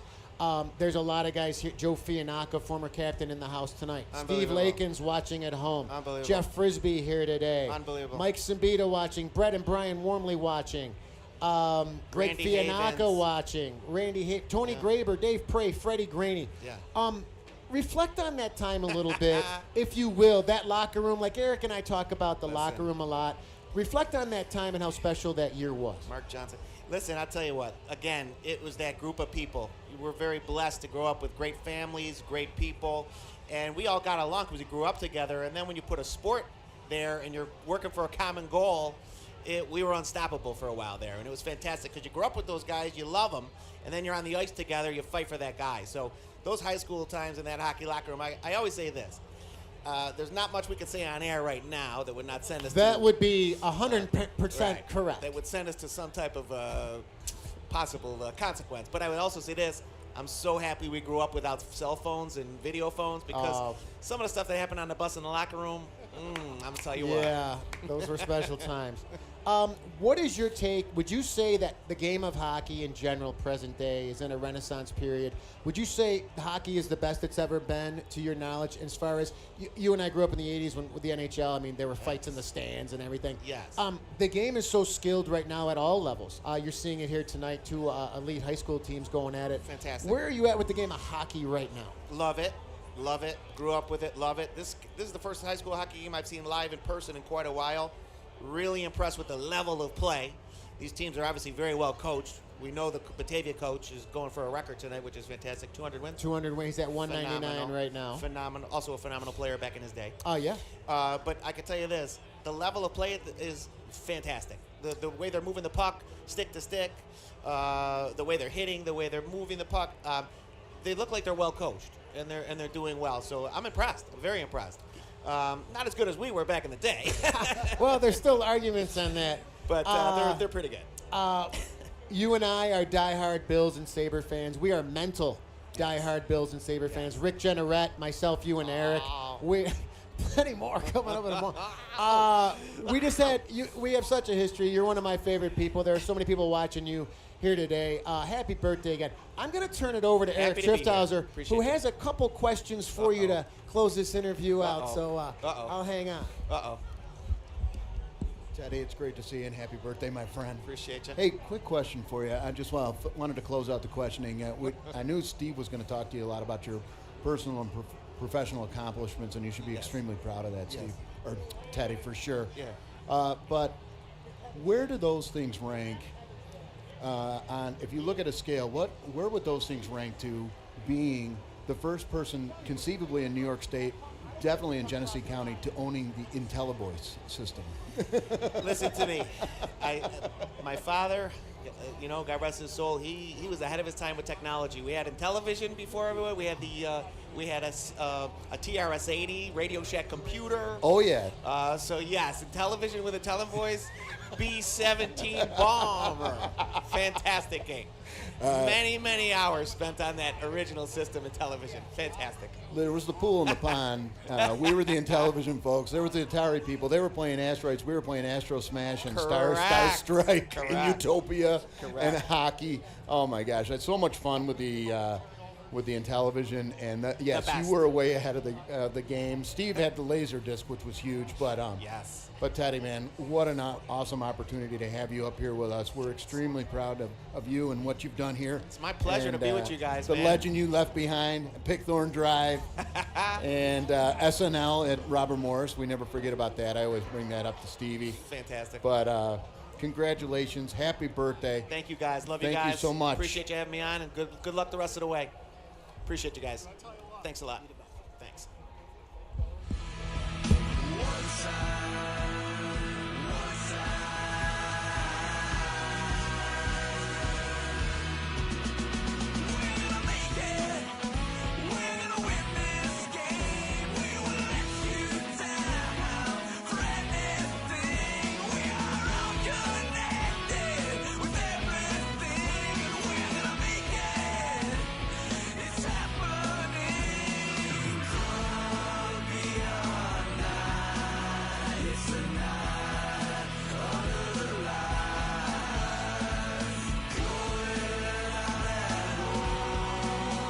Varsity Media offers live sportscasts for any event. Our productions include announcers, multiple camera angles, graphics, instant replay, and so much more. Hankinson getting it back. Hankinson going in, dropping it back. The shot of the goal! That's it! That's it! Norton! Pittsburgh, the Class A champions! If you want to enhance your event or make the experience better for your viewers, reach out to Varsity Media today and learn more about our live sportscast. Contact Varsity Media at 516-403-2050. And welcome back to the David M. McCarthy Memorial Arena. Eric Trifthauser along with Steve Pies here on Varsity Media Sports as your BND United up 2-0 against the McQuaid Knights here. Great first period of hockey, Steve. BND out shooting McQuaid 12-6 in that first period, but a lot of momentum at the end of that first period with this McQuaid team. So we'll see here. Yeah, 12-6 on the shots on goal, and I was just talking to John Arnett a second ago, and he thought, B&D could be up 5-0 at one point. McQuaid is obviously not going to panic. Not the first rodeo they've been in a situation like this. They're so well coached. They're very well poised. That one at the end there, Eric, I wish we had a replay on it. I think it was close, but I think the refs got the call right. They had to talk it out for a bit. But I think if you're Coach Staley, Coach Kirkwood, you're probably thrilled after period one against this team. Try to take advantage of the fact that they played last night. But B&D is being very physical right now. They're making smart plays in their own end. And period two should be interesting. I've seen a lot of edge work in this McQuaid team coming out for the warm-up. But yeah, they're great skaters. Steve, as I said, I mean, they come out of that zone and that high man is always wide open. But you saw a good demonstration of the puck movement. They move the puck extremely well, extremely fast. You got to be aware of them in the zone. They get to open space very, very well. But guess what? This B&D team has taken advantage of some of that aggressive play, as I talked about at the beginning. And we'll see if they can light up the lamp couple more times here. Here we go, period 2. And right off the hop, Joe D getting involved again on the physicality department. And watched by his man there, that's number 14 there, Egan Mayer. And now in the own zone, Lama going to turn and burn. Orion Lama. Watch there, he's out man there on the wall. Now Milovodov comes in for support. And McQuaid trying to establish a forecheck, but that comes right out in front. And nice chip play by Jake Hutchins for Joe DeRicio. DeRicio gains the line. Gonna chip and chase, and oh my! Pizza, pepperoni, onions, mushrooms, all at that delivery. Gonna say hello to Egan Mayer, and Joe D is a freight train right now, and kept in there by BND, but gets it out over the line and taken there by McQuaid. But once again, Lama looking for Joe D over the line. Oh, and Milovodov. Wow. Wow. Joe D just ran over Egan Mayer. Wow. He got all the fixings on that pizza. He Oh, delivered it hard. my. What a blow. Holy cats. So the physicality picking up in this one. Face off just outside the McQuaid zone. Brady Johnson on the draw. Sammy Pies now for Buchholz. Buchholz going to just flip it. Taken there by Connor Eamons. Eamons in his own end. Going to get it up for Calorie. And Buchholz going to come in on Calorie. And now someone lost a stick there. Brady Johnson retrieves that over the line. I thought it was offsides, and it was. Yep. So both teams coming out here pretty physical right now, Eric. Early second. So Calorie is that one of their top players? He's a good player. He Pavenzi is. Outstanding as well. Calorie is he's a junior, 18 goals, 19 assists, 37 points on the campaign. The entire Lesh entourage down there coming to support Teddy up here in the booth. So Bettina Lesh in the house here that's now, right. too. Now over the line there, Whitcomb for Johnson. Johnson going to circle. Johnson going to get it back to Whitcomb. Whitcomb going to get it up on the wall for Motika. That one comes to center ice and taken there by Calorie in his own end. Calorie down low with Wiegand. Calorie going to survey the scene and wait for the breakout and being slow and methodical in his own end. Here comes Calorie with the stretch over the line. Nice stick by Whitcomb. Got to be careful. That's offsides all day long. I would arguably almost say all the way down, but probably not going to get it. So offsides on that play. McQuaid makes a wholesale line change here with 15:20 left in period 2, and the pep band getting riled up here one more time. Little Louis, I believe. By the Kingsmen. That's originally. correct. Under the direction of, I don't know, but it was a great week out in Arizona under the outstanding leadership of one Phil Louis watching down in the Long Island right now. I love it. Thrown back down in the B&D zone. Milovodov takes a look. Milovodov, little shake and bake. Now Milovodov going to get it up on the wall. He'll get it out. Joe DeRicio going to be the first man there. DeRicio, They got a penalty. Is it a penalty or is it? Oh, it is a penalty. Hook. I believe that's going to be a hook going to. I think it's 44. And Noah Whitcomb voicing his displeasure, but I think it's Joe D. Oh no. Is it Maggio? We have interference. Oh, you know what, Eric? It's they're going to get them both. Okay. I think you got interference to McQuaid with a hook going to Noah Whitcomb. I believe teams will skate 5-a-side. Yep. And who would you rather not be in the penalty box with you than your dad? And Noah about to hear about look at Coach Jeff Whitcomb talking it out with his son Noah Whitcomb. And going to give him the tap on the head. That's and good. Good observation there. He immediately turned his back to the Varsity Media audience and you knew some coaching and some life lessons were going down right We'll there. just use our imagination on what words were possibly spoken in that sin bin. And Milovodov down low with his man. And Milovodov rough ride there with his man. And now Jake Hutchins going to throw his weight down low. And a little puck battle on the wall. Here comes DeRicio. And McQuaid going to get it out. They will. Taken there by Eamons. Watched there by Lama. Lama, Calorie, and Joe D over the line here. And taken by Wiegand in his own zone. Eli Wiegand going to break it out, but a nice play by Jake Hutchins, who's been all over the ice tonight, as always. Sent back down low, and Lama going to retrieve it in his own end. Lama going to stop and start. Lama going to wait it out. Lama up on the wall for Milovodov. Gets it to center, but intercepted there by McQuaid's Liam Palmer. Now Eamons for Palmer. Palmer gains the line. Palmer over the line. Palmer going to jam right on, and Tanner, where is it? Oh, Tanner again, they score! I think Reese Tanner thought he had possession of that puck. He didn't. You got to play to the whistle.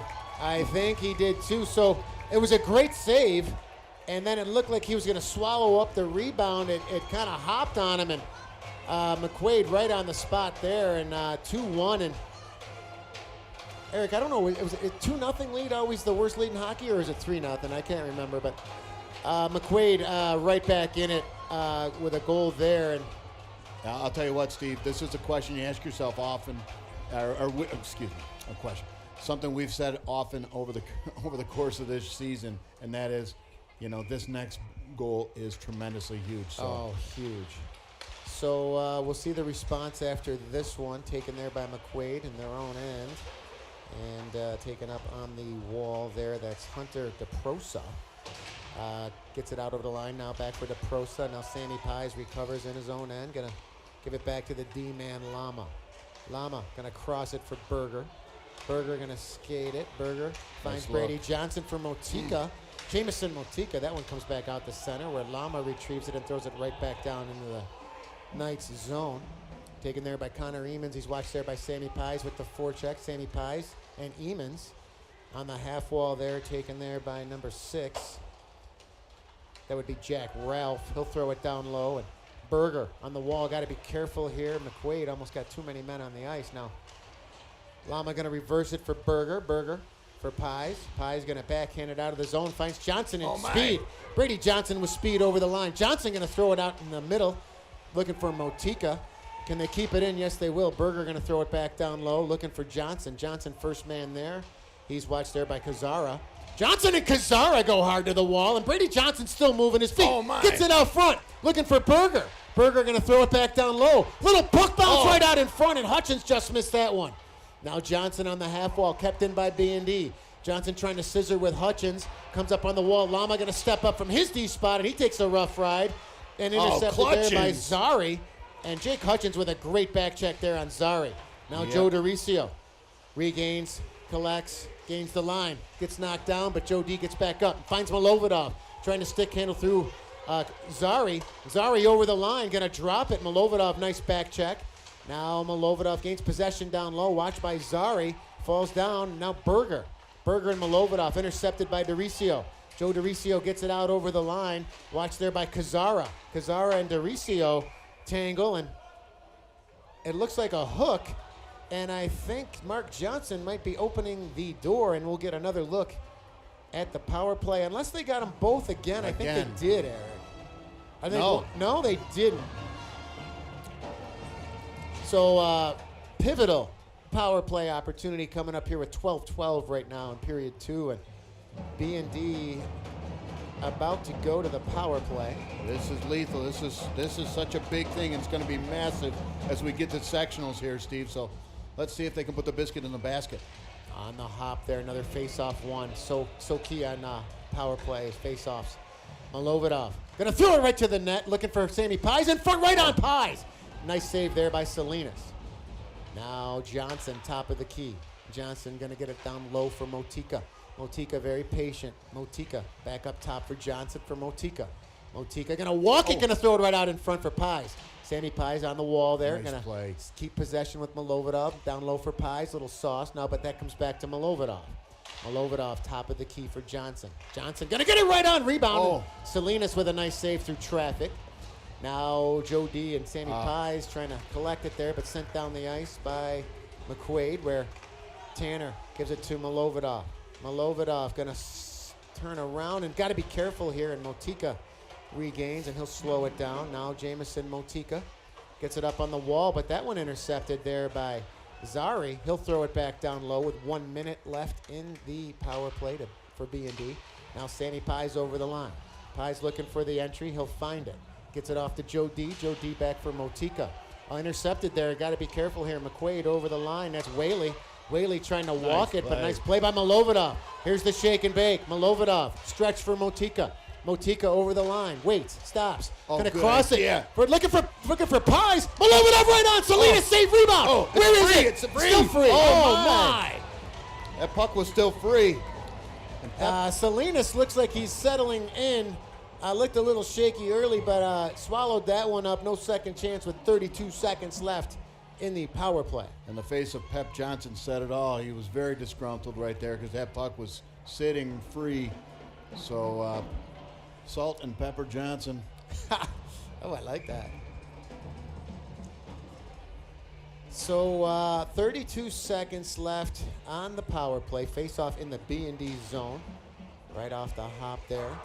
That's Will Stevens on the draw there. Kept in nicely by Lama. He'll throw it down low, and Chase Cummings tried to glove it and maybe make a play. I think they might call it a hand pass, but intercepted here and taken by Matt Hill. Matt Hill over the line, going to duck the shoulder, going to throw it out in front. And you got to turn now. You got to turn. Cummings on the turn and burn. Chase Cummings over the line. Chase Cummings going to throw it right to the wide of the cage there, but taken there by Carney. Brady Carney down low. Carney and his man. Brady Carney gets puck possession. Even strength here now. Cummings going to throw it towards the net. Rebound, Will Stevens. And taken there by Bavenzi. Bavenzi going to try to get it out, looking for number 18, Hunter DeProsa. He can't handle it. Now Carney trying to keep it in the McQuaid zone, and DeProsa trying to get it out, and Carney throws it back in. He'll head to the bench for a change. Chase Cummings going to throw it back down low. Takes a little rough hit there from number 10, Donlin. Now down low, Brady Johnson. He's 1-on-3 right there, and taking on the wall. Sammy Pies going to the wall with his man, going to try to gain possession. Gets it back down low. Nice pass, Motika, right in front, and Johnson just missed that one. Now Kazora going to get it out high off the glass. Taken there by Lama, going to go D-to-D for Berger. Nice pass in transition for Motika. Jamison Motika over the line, lowers the shoulder. Gonna throw it in front. Score! Oh, my! Oh, my! Wow! I got to tell you, Steve, you're going to see this goal here again right now. That was highlight reel all day long. Jamison Motika lowers the shoulder, finds Brady Johnson. But Steve, we talked at the outset. What was what are the keys to the game? Puck possession in the neutral zone. Great D-to-D from Berger and Lama. I call them Micah Hyde and Jordan Poyer. A great analogy. Boom, boom, right up to, and they catch a tic-tac-toe passing, gets over to Motika, shoots the puck low, rebound, biscuit in the basket. That goal was massive. Taken there by Emons over the line. McQuaid coming right back, right on, and Tanner going to steer that one aside. Trying to get it back out in front. They can't. Now thrown back down low by Whaley. Now Berger goes into the corner with Callery. Berger and Callery on the half wall. Callery going to get it back down low. Look out. Tanner safe. Rebound. Taken there by Palmer. Now McQuaid trying to keep it in the zone. And Berger looked like he caught an edge. Yeah. Now Milovidov down low, watched by Callery. McQuaid trying to establish the forecheck, and getting the stick up there was Whaley on Lama. Now over the line, Milovidov. Milovidov with time. And save there. Nice save there by Salinas. I don't think he knew where it was. No, right idea. The deep men took the attacker, Clutchins, so he takes that shot. Nice way to engulf that puck up by Salinas, Steve. So 8:39. Eric, you and I just spoke a few minutes ago. The next one is huge, and it goes to the team in blue, the home team, and Motika gave it to Brady Johnson to make it 3-1 here. Face off in the McQuaid end, and taken there by McQuaid. They'll get it out with DeProsa. DeProsa going to send it over there for number 6, Jack Ralph. Now Busak down low. Comes back to the point. Nice shot block again. Sammy Pies, can he get there? Can he get there? No, he can't. Nice stick right there by the McQuaid player there. Sent back down. That's Jeremy Kuhn in his own end. Kuhn going to try to get it off the glass. Looking for DeProsa. DeProsa for Busak. Busak over the line. Right on. Oh my. Boy. That was Jack Ralph ripping that one. A little high over the cage. Another shot. That one just went wide. Now Sam Pye's going to take a look. Going to backhand it out. Nice idea. And nice play here in transition again. Johnson over the line. Going to walk it. And Matt Hill, first man back there, and he and Johnson go to the wall. And Bavenzi comes in and says hello to Johnson. Sammy Pies! And he broke his stick.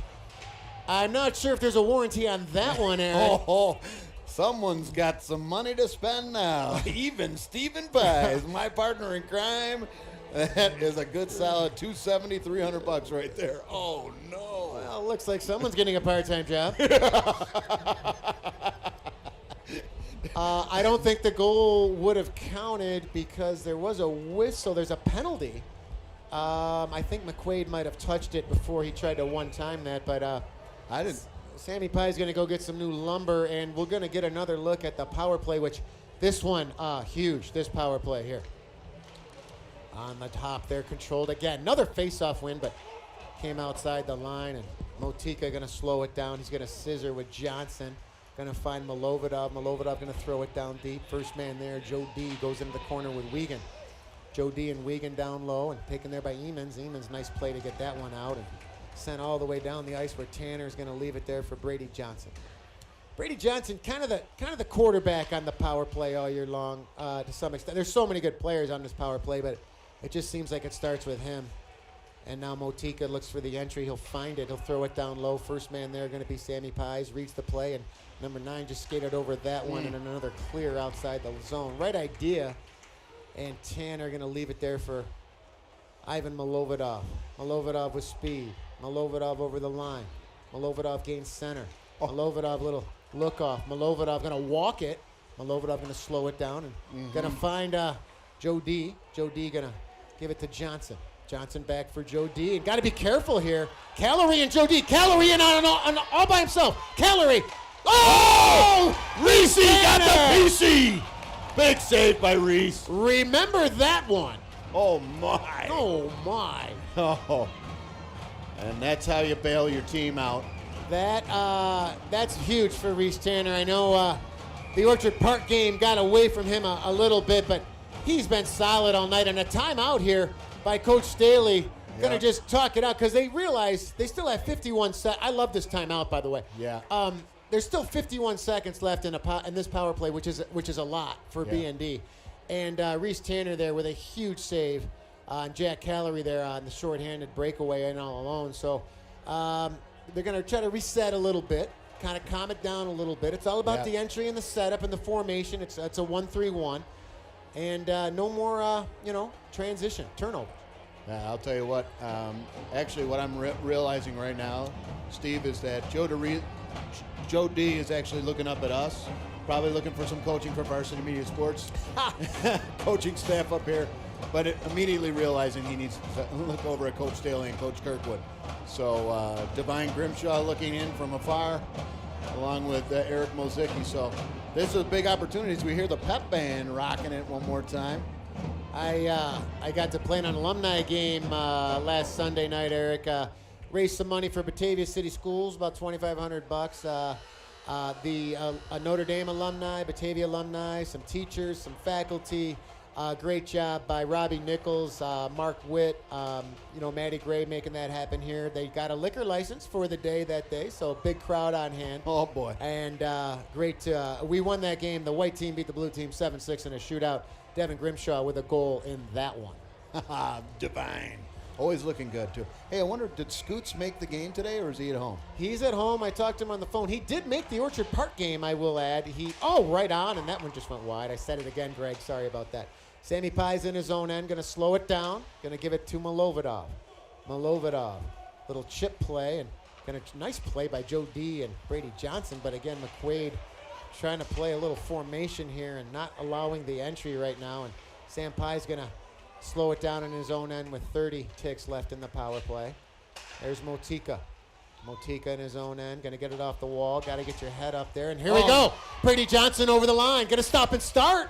Going to find it for Joe D. Joe D now going to slow it down. 15 on the power play. Joe D, half wall, looking for Motika. Motika, back door for Johnson. Comes back to Malovidov, right on Salinas. Going to spear one. Save. A lot of traffic right there, too. That's the best look they got on that power play late with 6 seconds left on a faceoff. So you win this faceoff, and Coach Daly showing a lot of trust in that third line. They've got some power play time here today, and that's a huge thing, Eric, when you can be that deep and have so many options. Yeah, and you can see Coach Dugan is extremely pleased with that. That's a nice kill. That's a powerful, lethal power play. So got to feel good about that, but it's not over yet. Will Stevens trying to keep it in, but intercepted there by Zari. Zari for Whaley. Whaley going to try to walk it, and nice play there by Berger, but kept in by Zari, Yep. and Tanner going to hang on. Yeah, he's going to slow it down. Full strength now. Team's 5 aside. So 5:32, 3-1 BND, and a tight one here. Yeah. I think BND has really established themselves against McQuaid here today, no question. Like you said, McQuaid, a very well-coached team with Coach Dugan, and still 3-1 here, 5:32 left in the second, so anything can still happen. Face-off in the zone, Lama for Dericio. Joe Dericio takes a look on the wall and going to run into his man, Donlin. Now there's the stretch, but a nice intercept there by Zari. Zari's been good today. Zari over the line, nice little chip play by Lama to get that one out. Yep. And McQuaid gains possession. Now Lama, nice pass for Dericio. That one just hopped his stick, and Donlin going to go back down and icing the call here. Yeah, and you saw that, Steve. They had 2 attackers on that defenseman. Fortunately, able to get that, to get the puck back out, but they're going to come after it. And if you're BND, you got to take advantage of that. When they're pressing like that, you got an opportunity to move in transition and get the puck moving in the other way. So see what happens here. But they have picked up that stretch pass, so they. Hill right on. Tanner saves it up. Tanner again. Oh, he's been sharp tonight. Now on the wall there, McQuaid going to get it down low for Calorie. Calorie going to try to walk it out front and stepped into him by his man, and that's Lama. Lama takes a look around, comes right out in front, right on. Nice shot block again. Calorie, score! Oh, my. Berger not happy about something, but that's what we talk about. They find that open space, Steve. They do a nice job of it, so... Well, right back in it once again. McQuaid, no panic in their game. Nope. And Calorie going to bury that one. He's their leading point guy. That will be his 19th of the year. You can see Coach Staley he's getting the team riled up. A lot of momentum, a lot of time. So 3-2. We kind of expected this, Eric. 3-2. Now Sandy Pies. Nice idea. Nice pass. Nice puck movement there right now, but that missed everybody. But he touched it. Wiegand touched it, and Motika going to be a pest on Wiegand. Now Brady Johnson going to look out front. Sandy Pies goal! Oh my! New stick goal! Woo! That was huge. What a response! Wow! What a freaking response! There you go. Yeah, defenseman touched it. They foul you. That's why you go hard on that puck. You turn the puck over. Right out front to Sammy Pies with his new stick. With the new stick. Yeah, he didn't like that other one anyway, apparently. Biscuit in the basket, and he's going to be happy. He's pretty happy about that one. Great play by Johnson and Motika to spark that play, and that's a big one for number 9. I can't help but be a fan there, Steve, admittedly. Right off the hop here now, McQuaid. Going to throw it down low. That's number 17. Oh. Jeremy Kuhn. Now Motika, or Whitcomb with the stretch. Jeremy Kuhn in his own end. Jeremy Kuhn, got to be careful. Oh. Now Motika. Whitcomb. Nice play on the wall for Motika. Motika gains the line. Jamison Motika over the line. He and Wiegand go to the corner there. And Johnson now down low. Wiegand.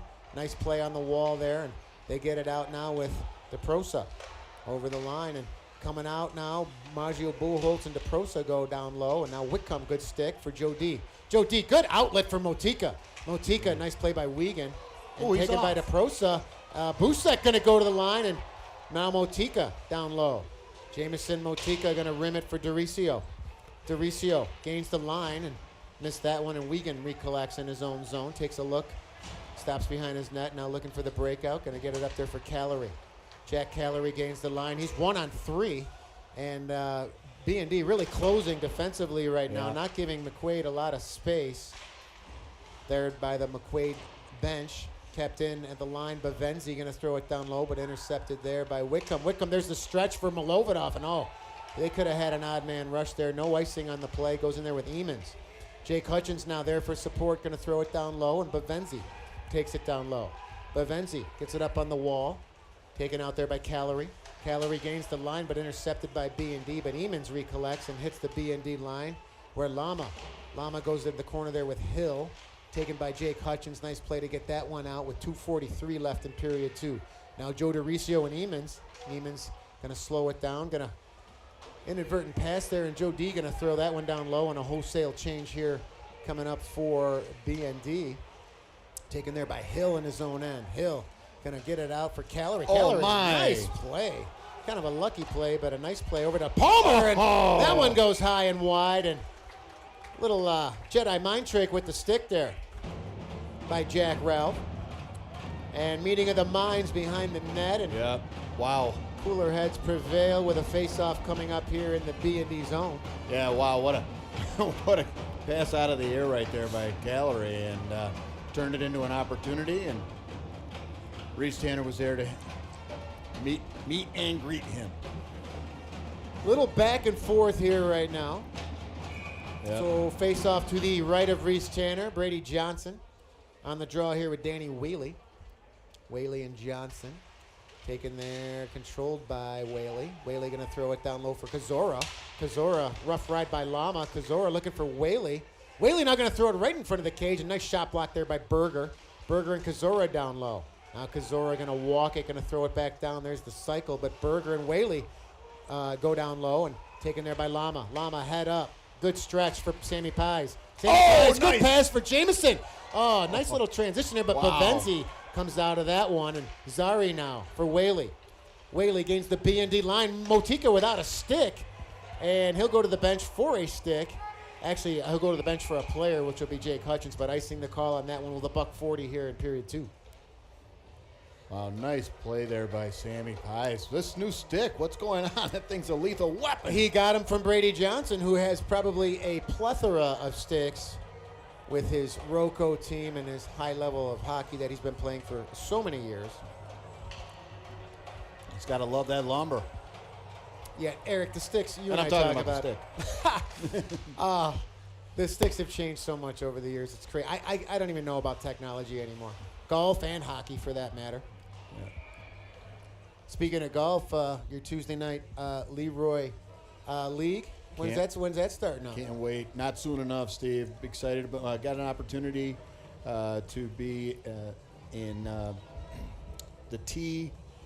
I forget the name of it, but Antonio Calabrese opened up a new simulator. Oh, downtown I Leroy. heard, It's yes. awesome. Had an opportunity to spend some time with Jay Tonzi, Joe Eschberger, Antonio, and one Jason Beaumoney last week in the simulator. A lot of fun.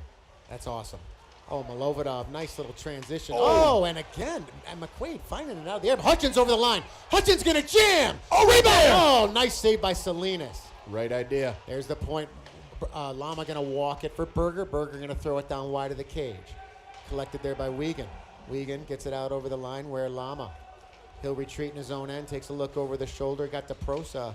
I take it back. Oh, penalty coming up here. What is he thinking there? He had Palmer coming down, and No. McQuaid, that's a big one.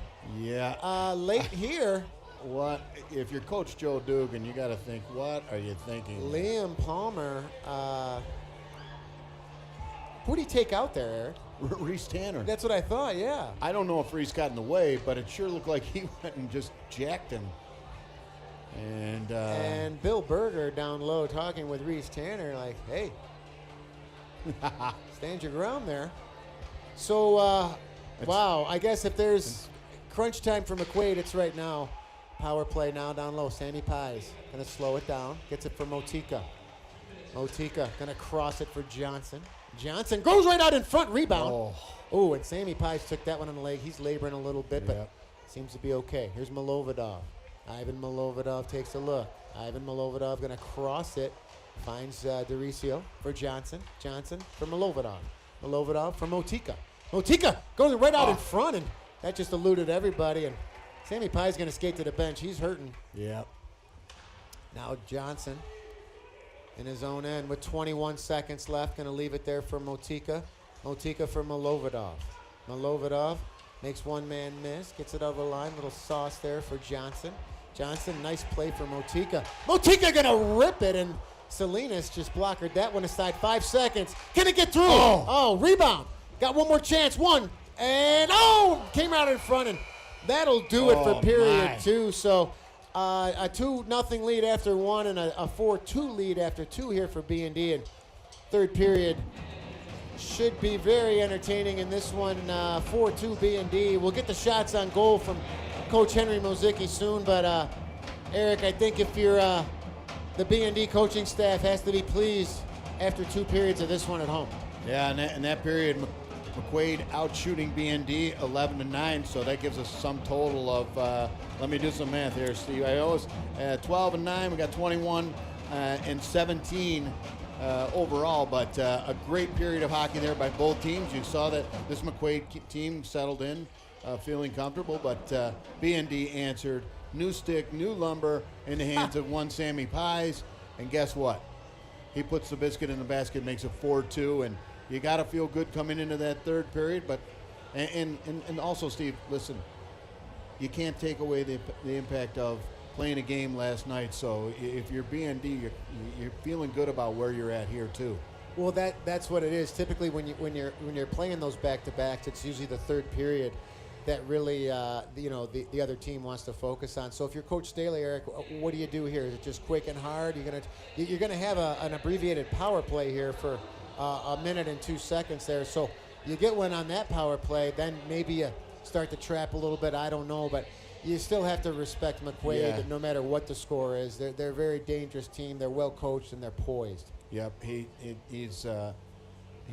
runs that X-trap extremely well, but obviously they're going to come out aggressive and try to take advantage of that lethal special teams that they have, that power play that they do so effectively, Steve, and try to get one more. I think would be really nice, a nice cushion, then maybe settle into that X. But who knows? He's pacing right now. He's thinking about it. He's collected his thoughts, and now he's going to go back into the locker room and let these folks know just how important this next goal is. And I know he's excited for this third period just as we are, Steve. Yeah, we may, I emphasize may, have Coach Staley with us in the postgame after this one. We'll keep you posted on that, if you will. But I talked to Coach Staley. He was a little edgy coming into this one, pacing down there in his blue sport coat right now with the red tie.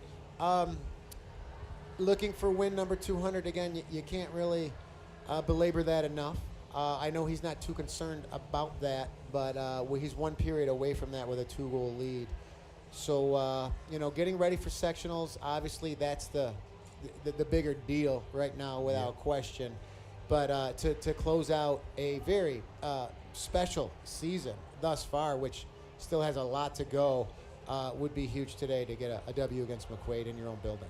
Yeah, no question about it. To be going in there with a full head of steam into sectionals, coming off of a win like this would be tremendously huge. But, again, I'm sure he's got his mindset on that, but also making sure that the team comes out healthy, just as they did in for this game today. They want to finish it the way they started from a health perspective. I know Sammy Pies took one to the leg there, but hopefully we'll see him up and skating ready to go. And then it's, game on Thursday of this week, February 15th, is the winner of the 8-9 game that'll take place either the 13th or 14th, Steve, will be playing this number 1 seeded BND team. If I'm not mistaken, Eric, I could be wrong, but I think that 8-9 seed is Geneseo or Irondequoit. So more than likely it's going to be Geneseo or Irondequoit here at the David M. McCarthy Memorial. If that's Thursday night, I'm pretty sure that's a 6 p.m. puck drop. And for the Varsity Media fans at home, we can tell you one thing, that there will be a Varsity Media telecast. Whether Eric Schrifthauser and Steve Pies will be in the booth, that is still to be determined. Yeah, I mean, look, there's nothing better than listening to two of the best in the industry, if I don't mind saying myself. Let's be honest, the views speak for themselves. So if you're listening there, you want to hear that. And listen, if we're not talking right now, all you're seeing is the sights and sounds of one Russ Borden. But I think the people want to hear about it. They want to hear about, they want to hear about Charlie's Angels and the facts of life and the lineup on Friday night, Steve. Starting with Charlie's Angels, moving to 8 is enough, then the Love Boat, to finish it off with Ricardo Montalban, That would be And- Mr. Rourke, and that was Saturday night. Love Boat, Fantasy Island, Oh, Saturday night. sorry. Friday night, we'd come to Public Skate here. That's you get correct. home at That 9, was you got Saturday. You're Dallas, right. you got You're Incredible right. Hulk. That's Okay? right. My bad on that one, Steve. But you were absolutely 1,000% spot on there. But yeah,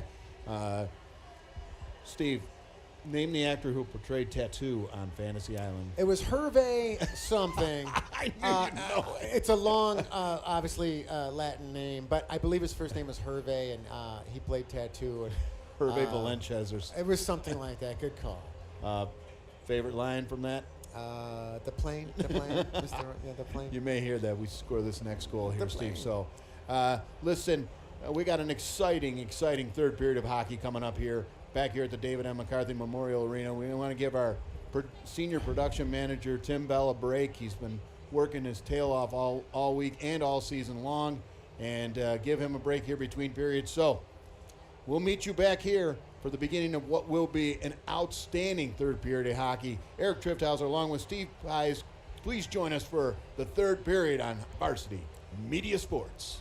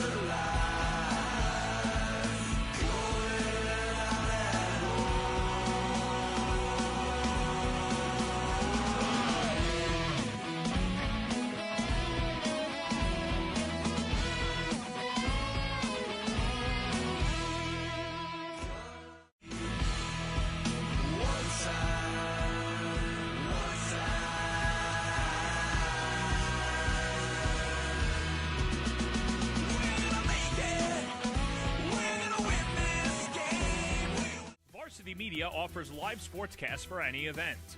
Our productions include announcers, multiple camera angles, graphics, instant replay, and so much more. Hankinson getting it back.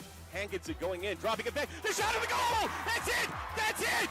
Norton! Pittsburgh, the Class A champions! If you want to enhance your event or make the experience better for your viewers, reach out to Varsity Media today and learn more about our live sportscast. Contact Varsity Media at 516-403-2050 or email ben@varsitymedia.net. Are you a local business looking to advertise? Well, Varsity Media is the perfect place for you. We offer affordable rates both inside our live stream broadcast and through our social media channels. With coverage all over Long Island targeting the 16 to 54 demographic, why not take advantage and advertise today? For pricing and inventory availability, contact us today at 516-403-2050 or email ben@varsitymedia.net. Varsity Media offers live sportscasts for any event.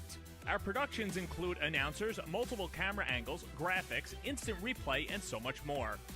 Hankinson getting it back. Hankinson going in, dropping it back. The shot of the goal! That's it! That's it! Norton! Pittsburgh, the Class A champions! If you want to enhance your event or make the experience better for your viewers, reach out to Varsity Media today and learn more about our live sportscast. Contact Varsity Media at 516-403-2050 or email ben@varsitymedia.net. Are you a local business looking to advertise? Well, Varsity Media is the perfect place for you. We offer affordable rates both inside our live stream broadcast and through our social media channels.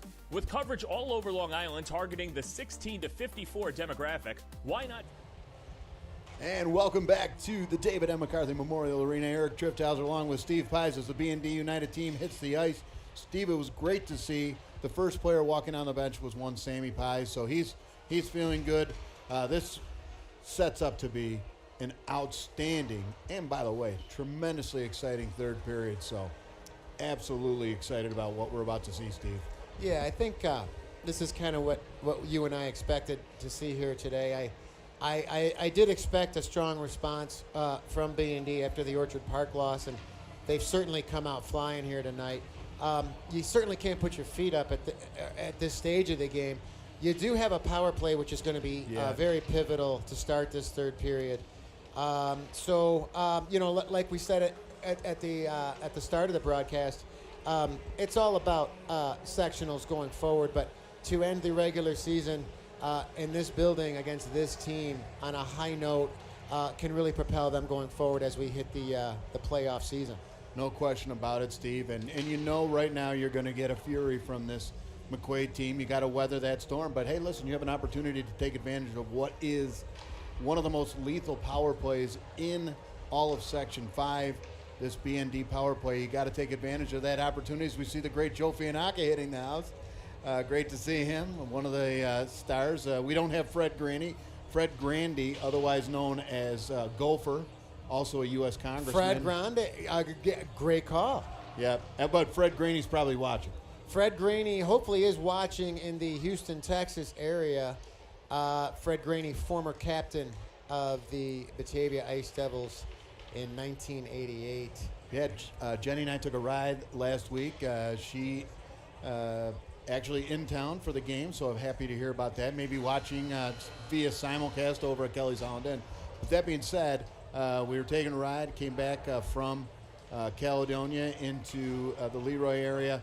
We took via the Greeny Road. So as we see Joe Fianacca now in the house. Just like me in front of the net. The legendary Joe Fianacca, the captain of the 87 squad. And all of you 87 boys watching, Joe Fianacca sitting to my immediate left right now. Third period underway now. Milovidov going to stop and start. Power play, 57 seconds left. Looking for the entry, going to slow it down. Milovidov finds Motika. There's the entry. Motika on the half wall. Motika going to lower the shoulder, go down low. Going to get it for Sammy Pies. Sammy Pies collects, slows it down, gets it back for Milovidov.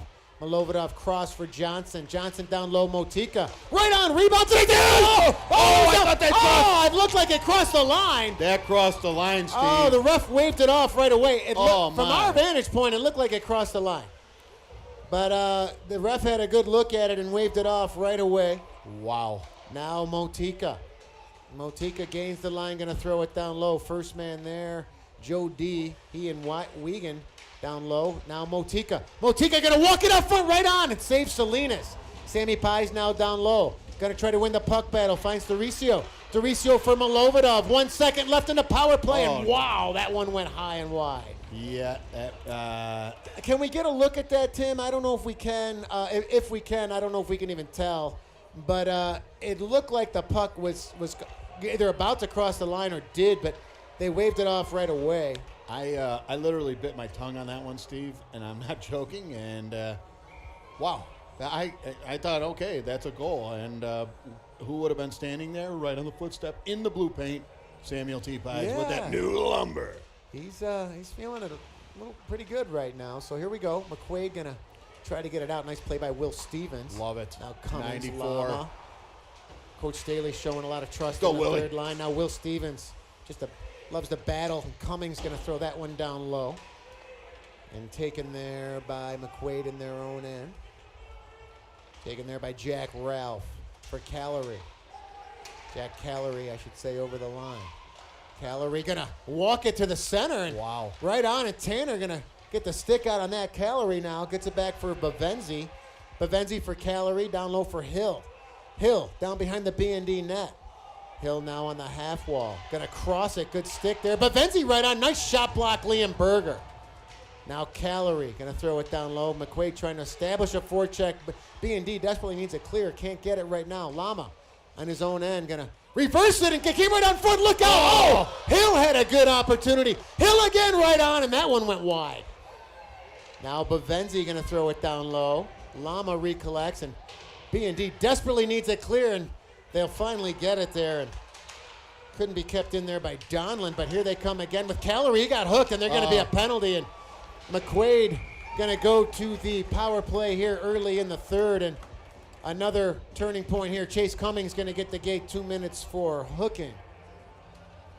So huge penalty kill coming up here, and McQuaid coming very close early in the third to try to cut it to 1. And big penalty kill here for B&D. This is massive. But, look, Steve, I mean, those are those moments that that line, this B&D team needs 3 lines reeling. Great opportunity to play in a tough situation, and we'll see what this PK is up to now.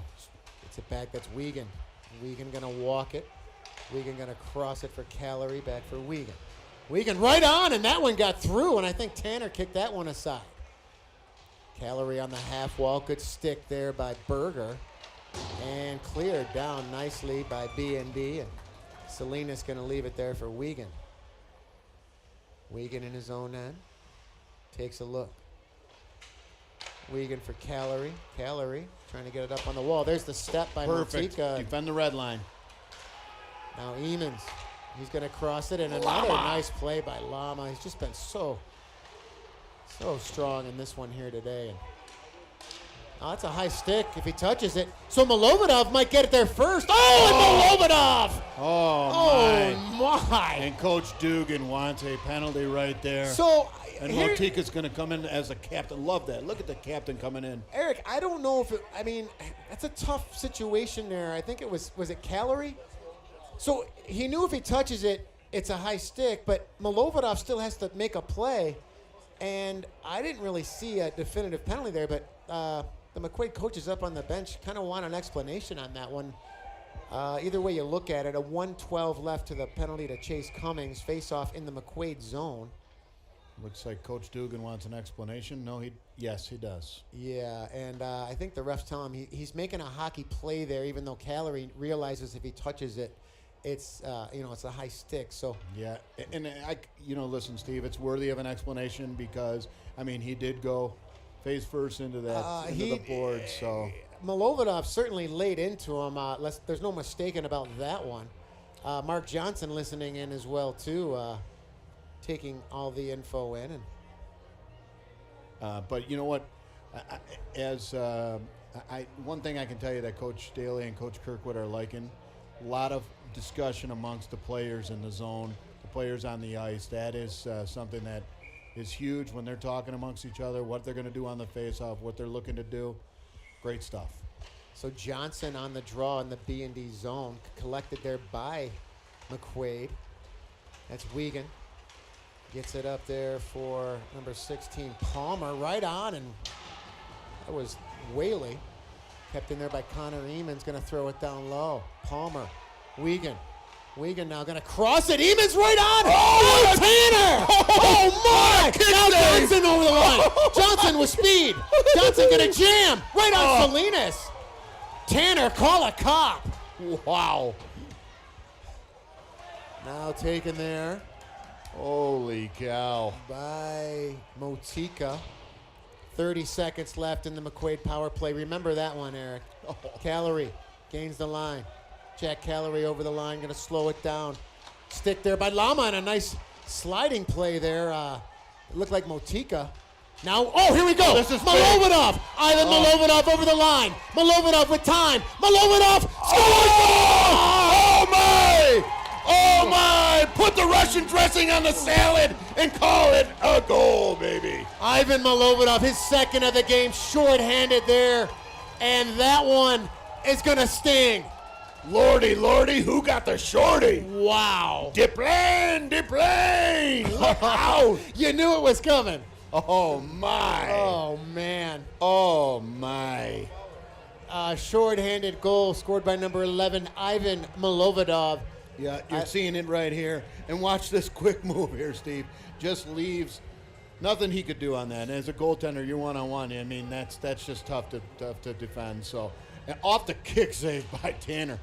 5-2, BND over McQuaid here, period 3. 12:40 to go. And here we go again, Milovanov. Very dangerous. Taken there by Kazara now. Kazara going to get it over the line, and nice play by Milovanov again, who's just feeling it. Yep. Now Berger in his own end. There's the pass on the wall for Hutchins. Hutchins in transition. Good back check there by Matt Kazara. And thrown back down in the McQuaid zone where Jack Bavenzi takes a look. Bavenzi in his own end there. Bavenzi gets it up over the line for Hill. Hill looks for Zari. Zari, nice stick there by Wickham. Takes a rough ride there. And now Kazara down low. Kazara, Wickham showing that physicality down low. A little 2-on-2 puck battle down low. McQuaid trying to gain possession. They will. Comes back to the point. That's Mayer. Mayer gets it down low for Kazara. Going to cross it right on him. Oh, actually, that one went wide. Yep. And take by Bovenzi. Motika wants now it.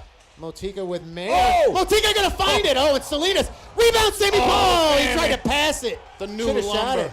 Coming back now on the back check. Oh, good hustle there, Sammy. Hill. Now there's Zari.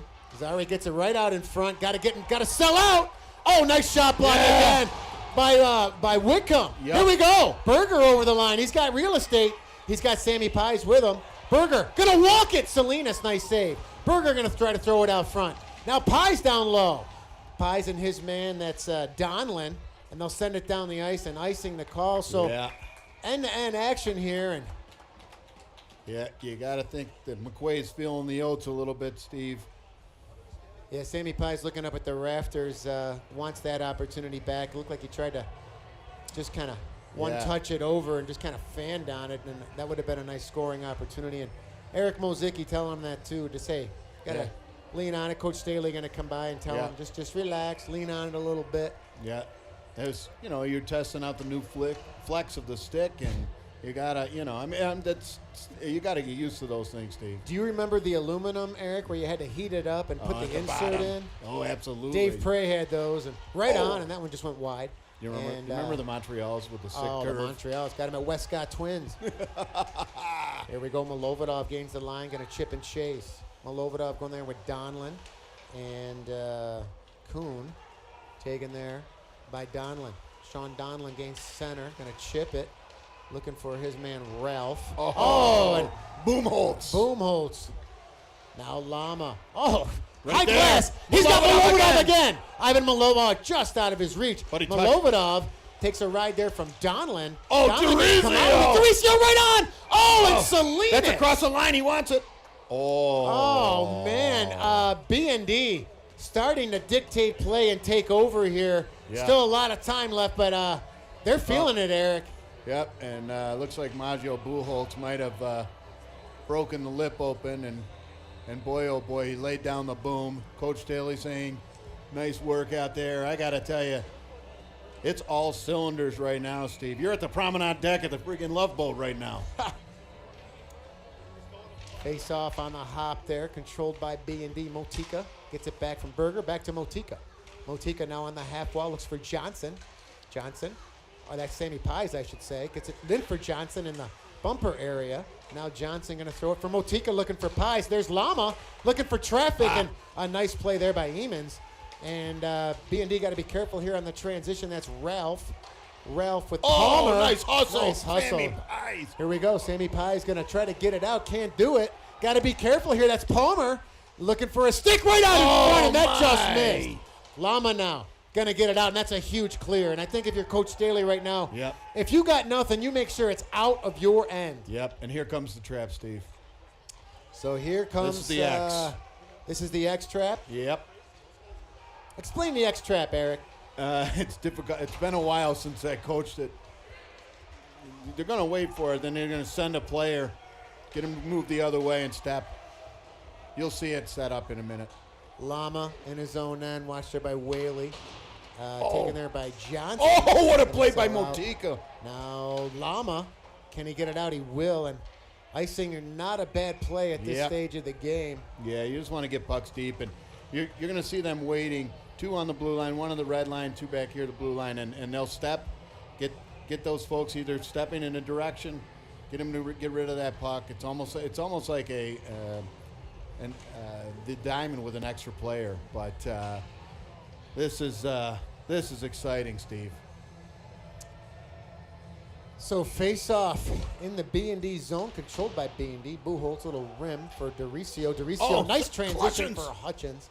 And Salinas going to hang on. He will. Yeah. Jake Hutchins going to go to the net, cause a face-off there with 8:57 left. So B&D just content to keep it out of their end. Yeah. You can't lose if you keep it out of their end. I'll tell you what, Steve. Clutchins is playing well. I know I called him best of the 24, best of the 4, but Maxwell T did win a championship with me on the midget level. So Joe D looking for a call, not going to get it. I will talk about that in a second here, Eric. Hutchins over the line, going to throw it back deep.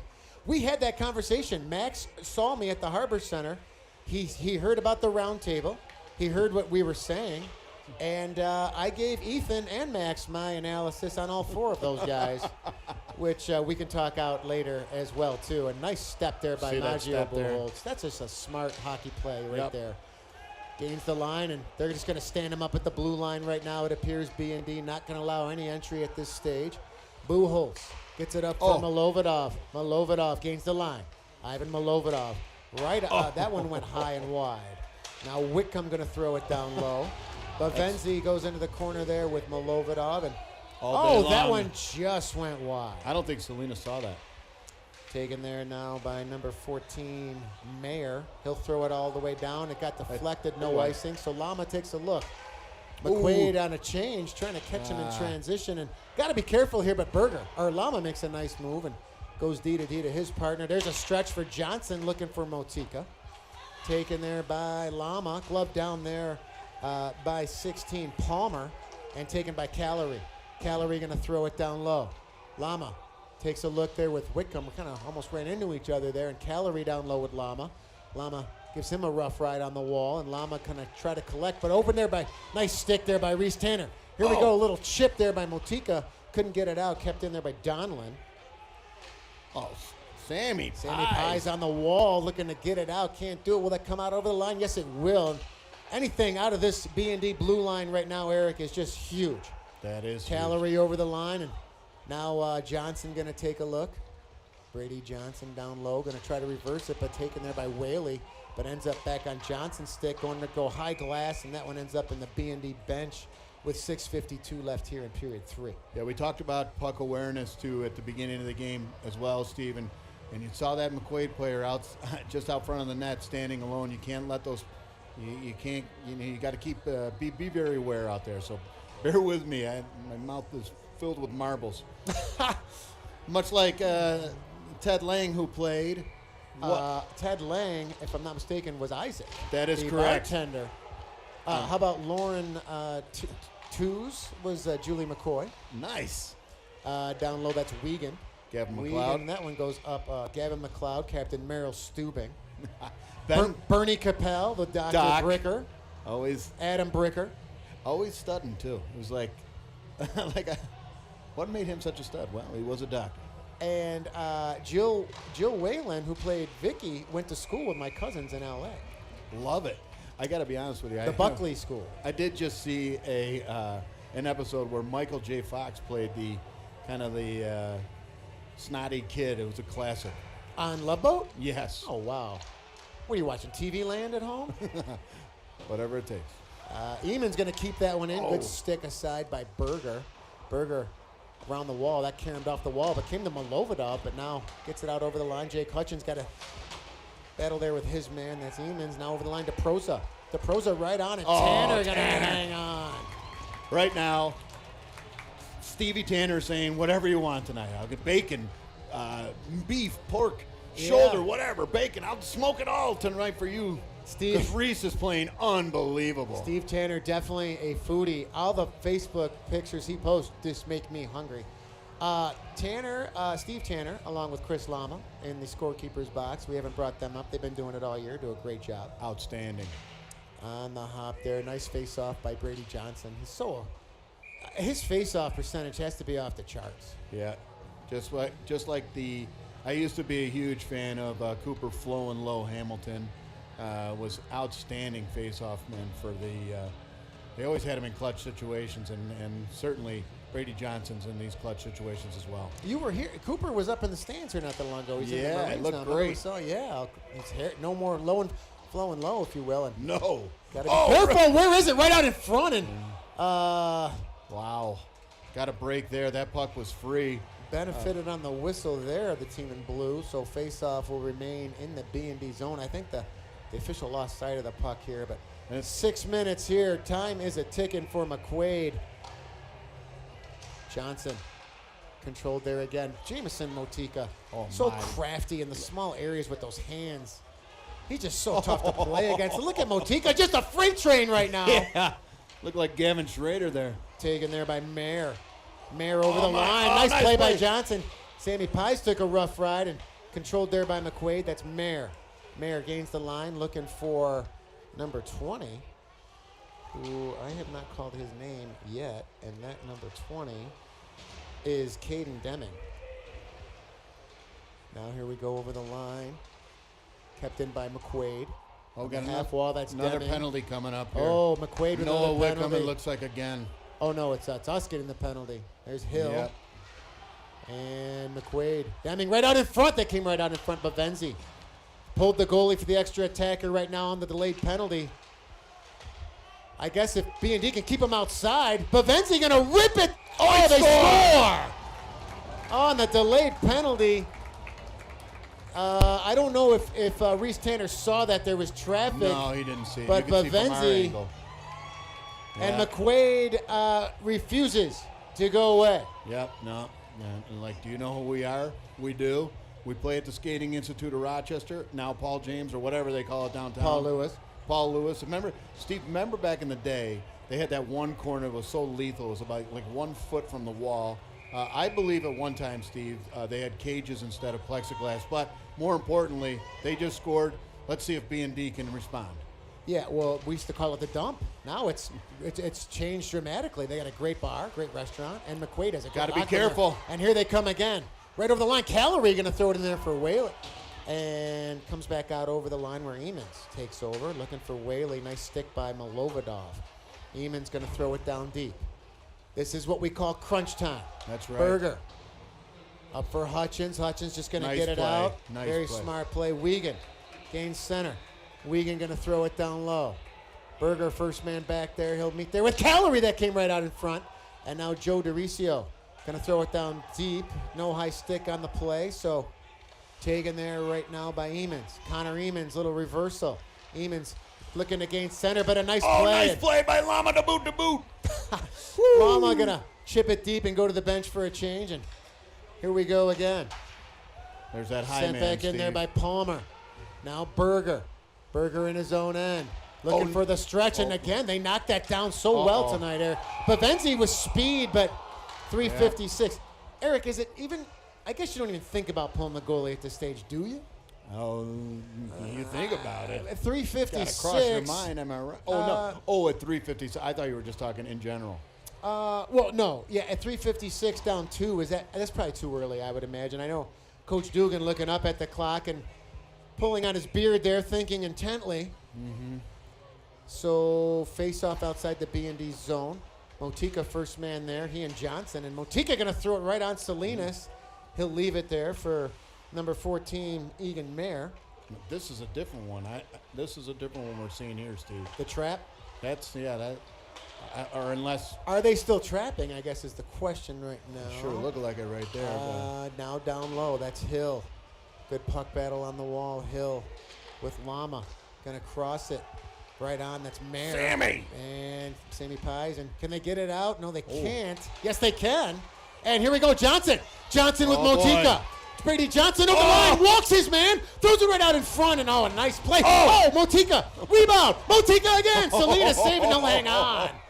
Yeah, and for the folks back home, I got to tell you, to do that at the speed that Brady Johnson does that at, to make that kind of a play, you have to do it to know it.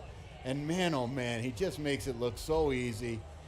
And then you just see Jamison take the puck in possession, in traffic, and get that shot off. Unbelievable. Jeff Wickham with a big smile on his face. He knows how hard it is. Jamison Motika, just one of the hardest workers in the game right now for high school hockey, without question. Malovidov takes a look. Malovidov going to send it down low. Wickham in his own end. 3 minutes exactly left here in regulation. That's out. I think that's out, and a good call by the official. And it was close. By the way, Steve, at the same time Jeff Wickham is smiling about that play, Mark Johnson still scowling, not happy about Brady Johnson losing the puck. I believe, and I'm going to have to fact check this one, Steve, but I do believe that Mark Johnson and Teddy Lesh were two of the only players in Gaha history to have a yellow helmet. You know what's funny? When I told Mark Johnson that Teddy Lesh was going to be the guest today, he remembered it. He goes, it's his birthday. I said, how would you remember that birthday? He goes, I remember 2 birthdays, Teal Fowler and Teddy Lesh.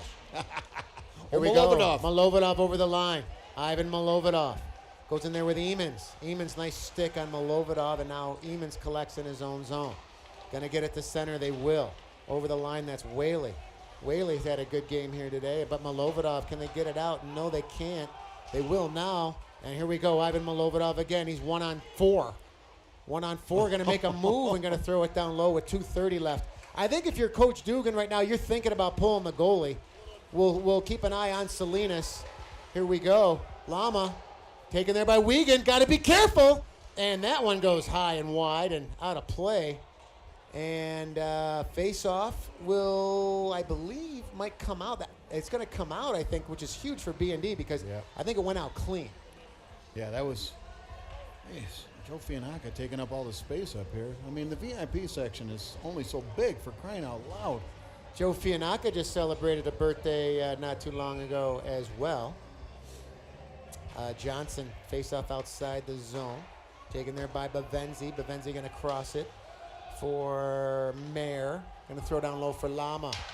Anything high glass and out is huge, and there's one. And that's deflected, so time is a ticking right now. Bavenzi in his own end. They got to hurry. Bavenzi gives it up for Mayer. Salinas looking towards the bench. Mayer, good step by Wickham. Can they get it out? No, they can't. Sammy Pies on the half wall. Salinas to the bench. Anita clear here. They're going to get it out. No, they can't. Hill, no, they will. So Zari back in his own end with 142. Zari gains center. There's the entry, finds Hill. Hill throws it down low, looking for Zari. Zari going to throw it right out in front. That missed everybody. Calorie right on. He fanned. Rebound. Taken there by Motika. Goes there with Zari. And they'll get it out with Johnson. Is that going to go in the net? It's going to go just wide. Oh, my.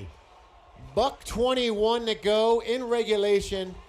5-3 United. Well, Sammy Pie is really upset coming off the ice. I don't know what about. I think he thought he could have got the puck out there and just kind of missed it a little bit. But huge face-off in the BND zone. And this is where face-offs, you talk about analytics, Eric. You want puck possession, you want this high glass and out immediately. Yep, you got it. Johnson, or take it back there, Milovadoff on the draw. And that's exactly what happened. Hutchins! Is Hutchins going to get there?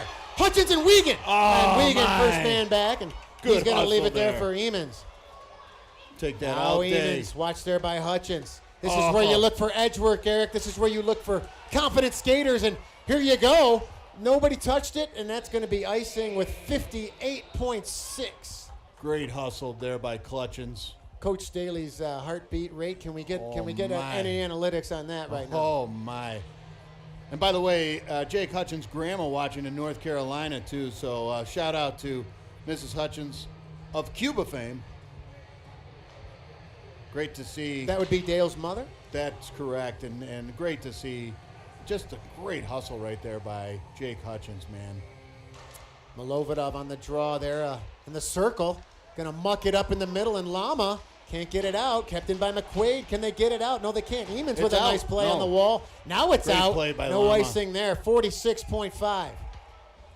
Here we go. Wiegand in his own zone. Watch there by Whitcomb. There's a nice step by Hutchins, or Milovadoff, I should say. Milovadoff going to get it Great deep. play. 35 seconds left. Great play. Taken there by Palmer. Still can't get it. Milovadoff. Milovadoff again. He's got an empty net.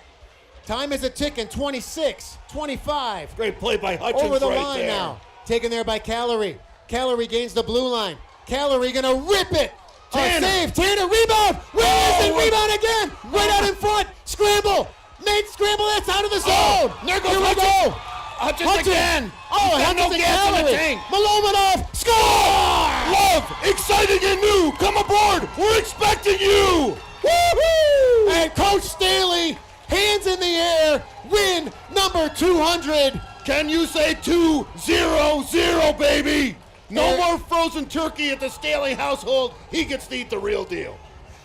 Oh, my. To put this in perspective for the folks at home, the first time any Batavia hockey team, either Notre Dame or Batavia High, has beaten McQuaid in 25 plus years. And you can't help but be a fan, Steve. You can't help but be a fan. This is awesome. Coach Staley probably going to be pretty emotional up here in the post game. That Huge will win. do it. Yep. And he's taking a moment to reflect on it. He just looked up. A sigh of relief. Oh, my gosh. What a great accomplishment. 2-0-0, 200 win, Steve. Oh, my. This is awesome. Well, B&D had been smacking around some That of is the huge. big boys, and they got it done here today. Joe Fianacca, Joe Fianacca. very happy. The legendary Joe Fianacca. Yes, sir. Up here in the broadcast booth making his way. The former captain, came in from one of the Greece to greatest see this athletes one of all today. time, and Tournament of Beer award winner, by the way, too. Okay. And Joe Fianacca Sr., a big fan of Varsity Media, watching at home here today, and I know there's some gratification there too. Joe Fianacca Sr. been watching high school hockey a long time, and to see a Batavia team knock off McQuaid in this type of fashion, if you will, just a changing of the guard to some extent, and a lot of excitement here at the end of this one. Steve, and I got to tell you, look, this was a great game. It's a huge game to come into sectionals and what a way to get your legs back underneath you, get that feel. You're coming off a week, you get rested, revamped, and Coach Staley just got right there at center ice, hugging it out with Coach Dugan. Great game. Here you see the perennial celebration, which happens where these guys play. These are all ROCO guys, Eric. They're all high-level AA ROCO guys. Oh, I thought they were looking for a wave from us, but actually they're looking to get a picture with the folks on the team. So there's Lama. Everyone Johnson. you're looking at, they all play on the same Roco team, very high-level Roco. And they always go to Mark Johnson. He's always there, quick with a camera to take a picture. Coach Staley just having a moment with his players on the bench, Steve. A momentous occasion. You know that he'll turn this into a life lesson. He won't make it about him. I know that. I've been in the locker room with that man, and he's an outstanding coach, and he'll turn it in. He'll turn it back on the players, give them the credit. But this, Steve, was exactly how you want to go into sectionals. No question about it. Yeah, you know, Coach Kirkwood, Eric Mozicki, Henry Mozicki, Devin Grimshaw, we belabor the point of how much time and effort goes in to building a product like this team. And for Mark Staley, I can tell you right now, the emotions are running high right now. He's been doing this a long time. Your son played for him. My son, both your boys actually played for him. It's a privilege to have your kid play for a Mark Staley. There's highs and lows, there's in-betweens. But at the end of the day, Mark Staley loves the game of hockey. He's unbelievably passionate, and he's unbelievably knowledgeable in this game, and he can really develop whatever personnel you give him. Yeah, it's and it was very fitting. This team, boy, oh boy, they are rolling on all cylinders right now, all three phases of the game. But again, your forwards, your defensemen got solid goaltending. Everything's moving. You're able to roll three lines, Steve. What could be better than that? But those first two lines, just lethal. And Johnny Kirkwood with the thumbs up to the Varsity Media broadcast booth. Yep, and they just have been playing so effectively well together. And I just want to acknowledge the play of the juniors, Hutchins and Pies today, along with Carney Asada. All three of them playing outstanding, and just a great final shift there by Clutchins. He just worked his tail off there to get that puck out of the zone, keep it out of the zone, and he saw that empty net. This is a guy who's looking to score some goals right now, Steve. It doesn't matter if there's a goaltender in front of you or an empty net. He was doing everything he could, but there was no gas left in the tank. So what he did is he made a play for the puck and ultimately allowed for possession in the neutral zone. We talked about that at the outset. And boy, oh boy, and again, Coach Staley, I'm sure, having an outstanding opportunity for Devin Grimshaw to be down there to share in that moment too. He shared in some outstanding moments, not the least of which was in 2016. You see the banner up there for Notre Dame High School, Section 5 Ice Hockey Championships. Coach Staley a part of 2012 as well, 2016 high school championships as well. So, boy, oh boy, this was an exciting one today, Steve. I drank a Celsius before, and I'm glad I did. I needed the energy for sure. Yeah, emotions running high right now on the BND bench. The team has not even made an effort to get to the locker room yet. I think I actually see there's a broadcaster down there. It's called Primetime Ballers, I believe. They do a podcast, and the host of Primetime Ballers is down there right now talking with the team. I'm sure she's talking with Coach Staley. So I don't know if you got the final shots on goal here, but I would tell you, if you tuned into this one tonight, McQuaid, a high school hockey perennial powerhouse, B&D took it to him here tonight. B&D was the better team here tonight. B&D dictated play here tonight. Take nothing away from McQuaid. They did play a strong game. I don't know if the turnaround back against Timon last night, if B&D was able to take advantage of that. But what this has to do for the mindset of this locker room, when they came into this game 17-2, Eric, and they came off an emotional draining loss, was the way I described it early. But to respond like this against McQuaid, they got to be flying high tonight. And there's a big dance tonight called the Snowball tonight, so I'm sure they'll all be very, very happy attending that one. Yeah, that's exciting. What a way to celebrate at the Snowball. I guess always a fun event. Of course, it's been years since we. How many years, Steve? Did you take Becky Messina to the Snowball? No. Sorry, Jen. Gonna pay for that one later. Oh yeah. Oh boy. Anyways, so we digress, but no, it's oh man. Again, you know what's being said down there right now, and let's make sure that Coach Staley prioritizes Varsity Media Sports, the folks who have been here all season long. Also, while we're buying some time here, because we are expecting to see Coach Staley up here with us. A rare appearance, almost never never made an appearance. It'll be his. Did he ever do one No. when you were doing Notre Dame with Bob Brown? No, and that's not because he doesn't love us. It's just So this will be his first appearance on the Varsity Media show, if you will, the post game. Well, we buy some time. Really, again, just look at Steve and I love doing this. This is a labor of love for us. We love talking about where we grew up. We love talking about, in this case tonight, what we watched back in the 80s for sure. And I just want to take a moment and really extend my heartfelt thanks to Tim Bell for putting up with, and there they go. They're all fired up right now. That's a big one right there. But want to extend my heartfelt thanks for Tim Bell for putting up with us first and foremost. For sticking around here sometimes 15, 20 minutes after a game in the ice-cold climate of this ice arena. And it's just... I think Tim Bell could be joining us at Kelly's Holland Inn after this one today. We'll keep you posted on that. Oh, there's the shake of the head. Almost as exciting as the bench. Looks like Coach Staley just eventually going to make his way up here. I don't know if that's his mom that flew in for this. He's talking to somebody down low there.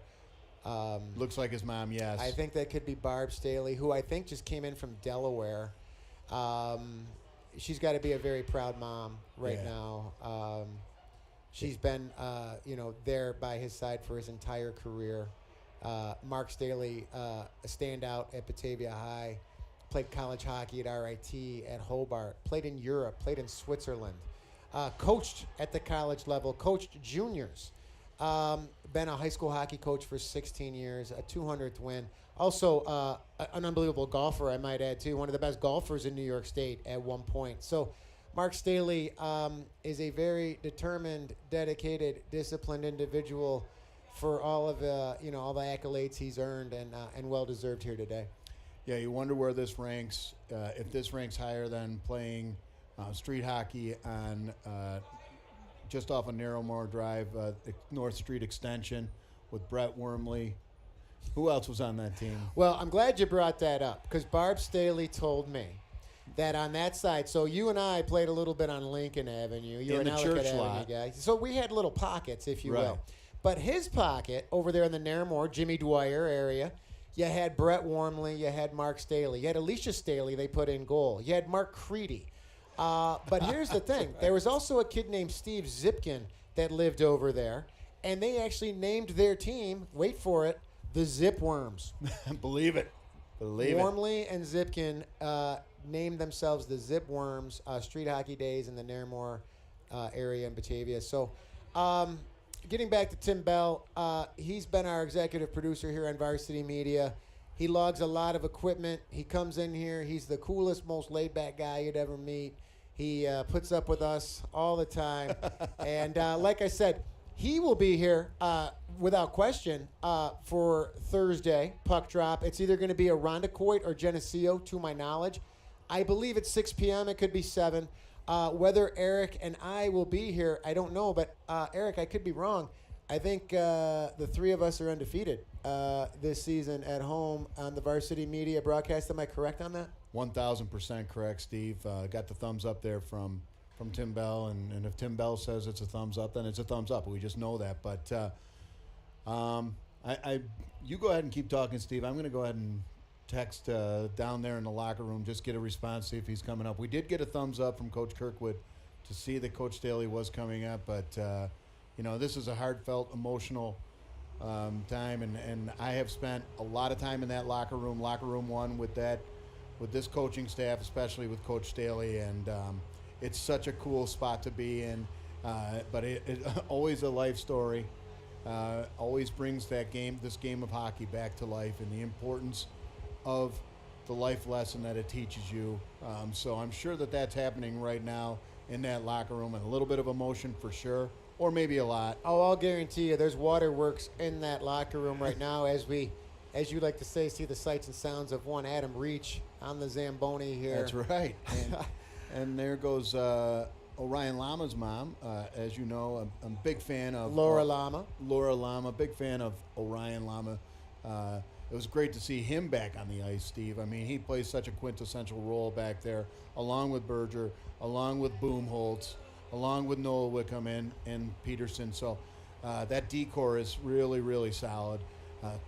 Solid attack with 6 unbelievable players, and then rolling 3 lines with the effect of Chase Cummings, Carney Asada, as well as... And you got Addison Warner, who can go either way there as well, Brady Carney.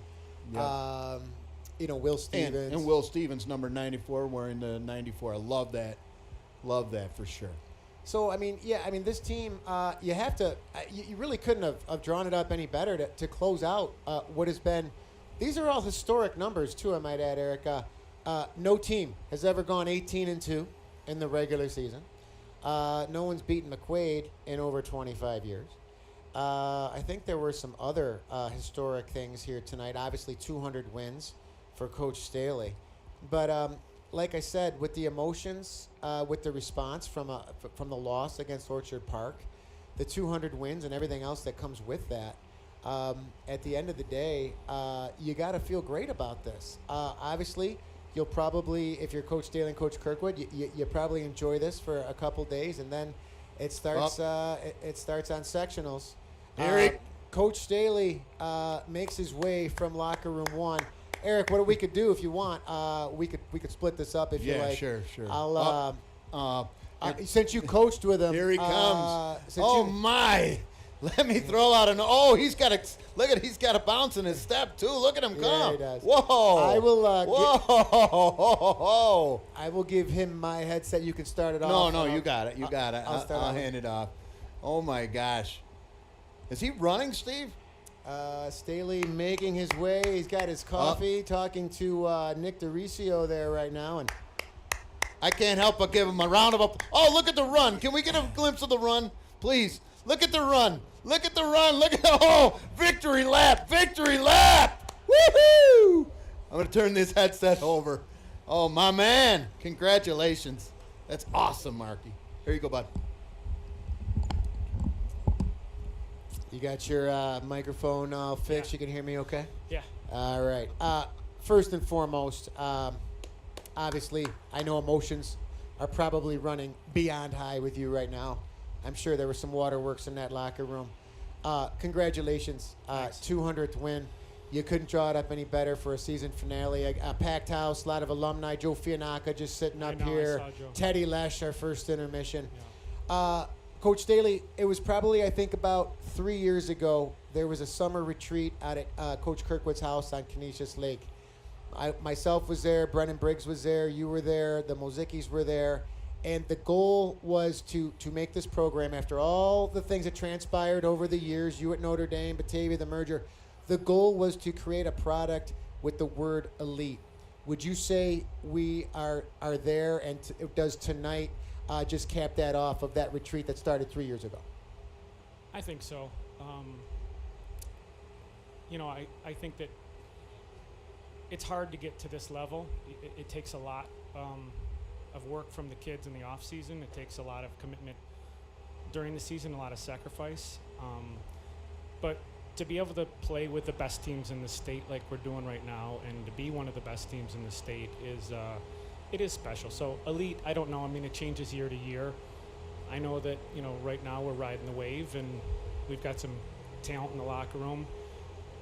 But more than that, I think we've got a really good room in terms of the kids just loving each other and wanting to play for each other. You see a lot of sacrifice on the ice. You see a lot of guys blocking shots, chipping wall, staying above the puck, doing all that stuff that you need to do to win games. It doesn't show up on the score sheet. These kids are willing to do that.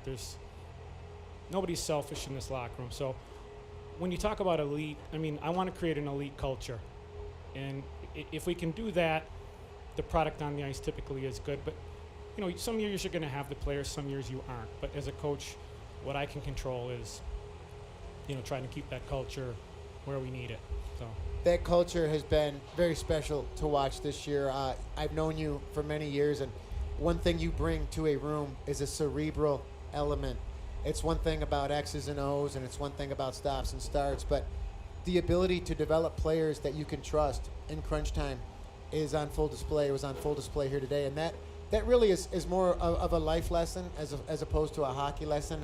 Was that your mom I saw down here? Is she in the house tonight? She surprised me. She came up from Maryland. I didn't even know she was going to be here, so I'm really glad that we won. But, yeah, it was pretty cool. You guys are doing yoga. You watch film. Yeah. You eat right. You try to get better sleep. All the little variables, if you will, to gain an edge. It's what you do. You have a great coaching staff along your side, and you have a great room. We talk about the 87 team. I know the 2004 team talks about it. I know you got some banners up over there too, but when you have a room full of guys that just enjoy what they're doing and want to be around each other and want to play for each other, it seems very evident this year that that's happening. It is. And I think the guys know their roles this year. And they're accepting of their roles this year, and that's a tough thing too, because we've got some really good hockey players that don't see a lot of ice time. And, if they're at other programs, they might. They might be a second line where here they're a third or fourth line kid, or, they're a 5-6 D-man where they might be a top 4 in another program. And that's hard, but at the end of the day, when you put the emphasis on we want to succeed as a program, we want to be one of the best, we want to win, we want to put a good product on the ice, the kids are willing to step back and say, okay, I'll play this role because this is what the team needs. And as a coach, that's the stuff that chokes you up a little bit. I mean, 100%. You see kids that are willing to sacrifice that. So. We talked about it at the onset of this one. What would the response be like after an emotionally draining loss to Orchard Park, which was a lot closer than 5-1? Yeah. And that response, I think you scored a goal in the first 30 seconds. Yeah. In a packed house, a lot of alumni here, a lot of alumni parents here. How you respond in life to anything is important. But as far as this arena here tonight, that response was off the charts. We talked about it all week, and intentionally I told the kids, I wanted McQuaid and Orchard Park as our last 2 games going into sectionals, because I think in the previous years we've had some weaker games going into sectionals, and we haven't been quite as ready as we needed to. And I said, we're going to go get 2 of the best teams in the state and play them. We outshot Orchard Park 30-25 in their own building. It was 1-1 going into the third period, and we were playing without Lama and Brady Carney. So it just got away. And the other loss that we had to Willie East, which is a great hockey team, by the way. We didn't have Joe DeRicio and Milovidov in the third period. Yeah. So when this team is healthy, when we got our full complement, we're a handful. Someone's going to have to show up and play well to take us out, because this is a team that doesn't beat themselves. And you saw that tonight. When McQuaid got a little bit of momentum, we took it right back from them. Yeah, you did. They weren't going away. Obviously, they're well coached. They are very well coached. Well, you have to respect McQuaid no matter what, and such a great way to end this tonight. I can't say enough good things about you as a person. We've been friends a long time. Eric and I have had a front row seat all year long to witness an 18-2 regular season record. I know you'll enjoy this for probably a few days, and then it's a whole nother season coming up. Eric, I'm going to turn the mic over to you because Eric coached with you. Coach Staley, love what you do. Thanks, congratulations. Thanks, man. Hey, Mark, I just wanted to take a moment. I know you're busy. I know you want to get back to it. But for the folks back home, Mark gave me a tremendous opportunity in my life, and that was to coach alongside of him and coach my son Hagen with the Notre Dame team. And I'm eternally grateful. Then he gave us this opportunity to work with Varsity Media Sports in 2020 when we hit a pandemic and parents couldn't see it. Right. Mark, I'm so happy. I'm so thrilled for you. What a great, great day for you. I know Hagen's watching in Pittsburgh. Yeah. I'm sure you have a lot of former players. Got to be so special for you and for your family. No more frozen turkey. You get actually real turkey. We had there was a lot of alumni here today that I didn't realize till after the game. Even Tommy Deere and some of the guys from many years ago. That means a lot to me. A lot of these kids through the years sort of become like my surrogate kids. They they stick with me through the years. But shout out to my dad, who I know is watching down in Florida, and my brother and sister who have been following this program all year long, and they text me good luck every day.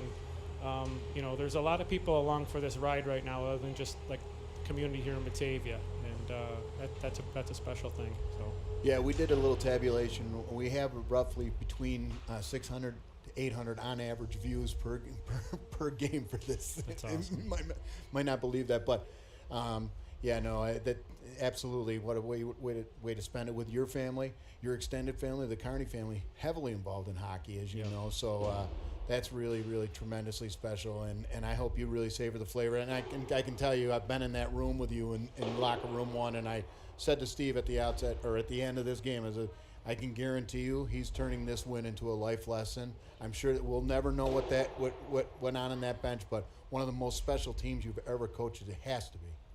yeah, I mean, it's the credit goes to the kids. That's what that's what you do when you sign up as a coach. Is you take the blame for the losses, and the kids get credit for the wins. And been fortunate through the last 15 years, as a head coach, that I've had some really great young men that I was able to coach and sort of ride the backs of to where we're at right now. But the kids were great in the locker room just now, but it was over, and regular season's over, and now let's relax tomorrow, watch the Super Bowl. The Bills should be playing in it, but they're not. That's right. And then we go back to work on Monday, right? And it's sectional time starting next week, so this is where it gets real. Yeah, no question about it. I said at the outset, I said this is perfect preparation to go into it. What a way, you got a week off. Nice to get healthy, get the legs back underneath the kids, right? And then have an opportunity to play at a high level against a great team, get to work on all those things that you want to work on. But you are firing on all 3 phases right now, and it's got to feel good as a coach for you. So, and for those folks at home too, Mark would always, Coach Daly would always try to, be serious in some of those life moments, but there was some humor that would go we're always laughing. We're always laughing. Way over the kids' heads. Right. And I'd have to walk out because he's like, I'm trying to make a point here, but no. I know, I'm old now. I make a lot of references and they don't understand what it means, So it's such a special place to be in locker room. I savor those moments in my life. They were so special for me, and I'm so grateful for you for giving me that opportunity and then giving us the opportunity of Varsity Media Sports. Any final words as you part ways? And my sincerest congratulations. Thanks, man. 200 wins. Yeah. You own those banners, and we're really looking forward to what this team's going to do here. Thanks, in guys. sectionals. Just keep doing what you're doing. It's awesome. So many people are watching, from long distances, and it means a lot for them to go along the ride with these kids. So we really appreciate it. So Steve, Coach, I don't know if you wanted to close out. Coach Daly, thank you for joining us here. Guys. Awesome. Thanks for coming up. First visit ever here on Varsity Media Sports. This is huge. I know, man. Occasion. Thanks so and much. he ran over. He took the victory lap. I It's know. awesome. I'm in better shape now. I can run. Yeah. Thanks, guys. All right, we'll wrap it up. Yep. Go ahead. Slide back down. Looks like I'm sliding back down. Yeah. A first ever. Coach Daly, a collective sigh of relief. 200 victories right here. Oh my gosh, how special is that, Steve? This is a huge moment for all of us. Coach Dugan certainly played a great game over there, the McQuaid team, but the better of it with BND United. And Tim, thanks for staying. That was a special thing. It's an opportunity for us to share that, and Coach Staley to share that moment, more importantly, with all his loved ones back home and across the great United States. And again, I want to thank all of our viewers, all of our fans, the folks who made shirts for us this year. I'm not 100% sure we'll be calling this. Norm Fluette.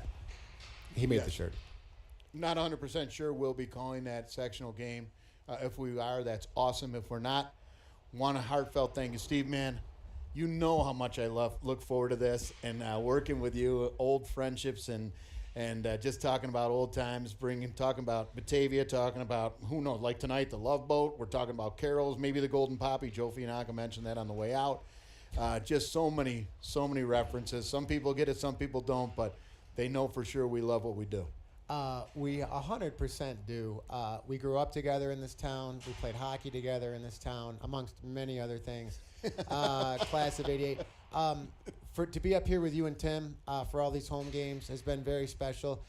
We do know that if they do win the first game, they'll be home for another game. So there is the potential for 2 more of these, which would be fantastic.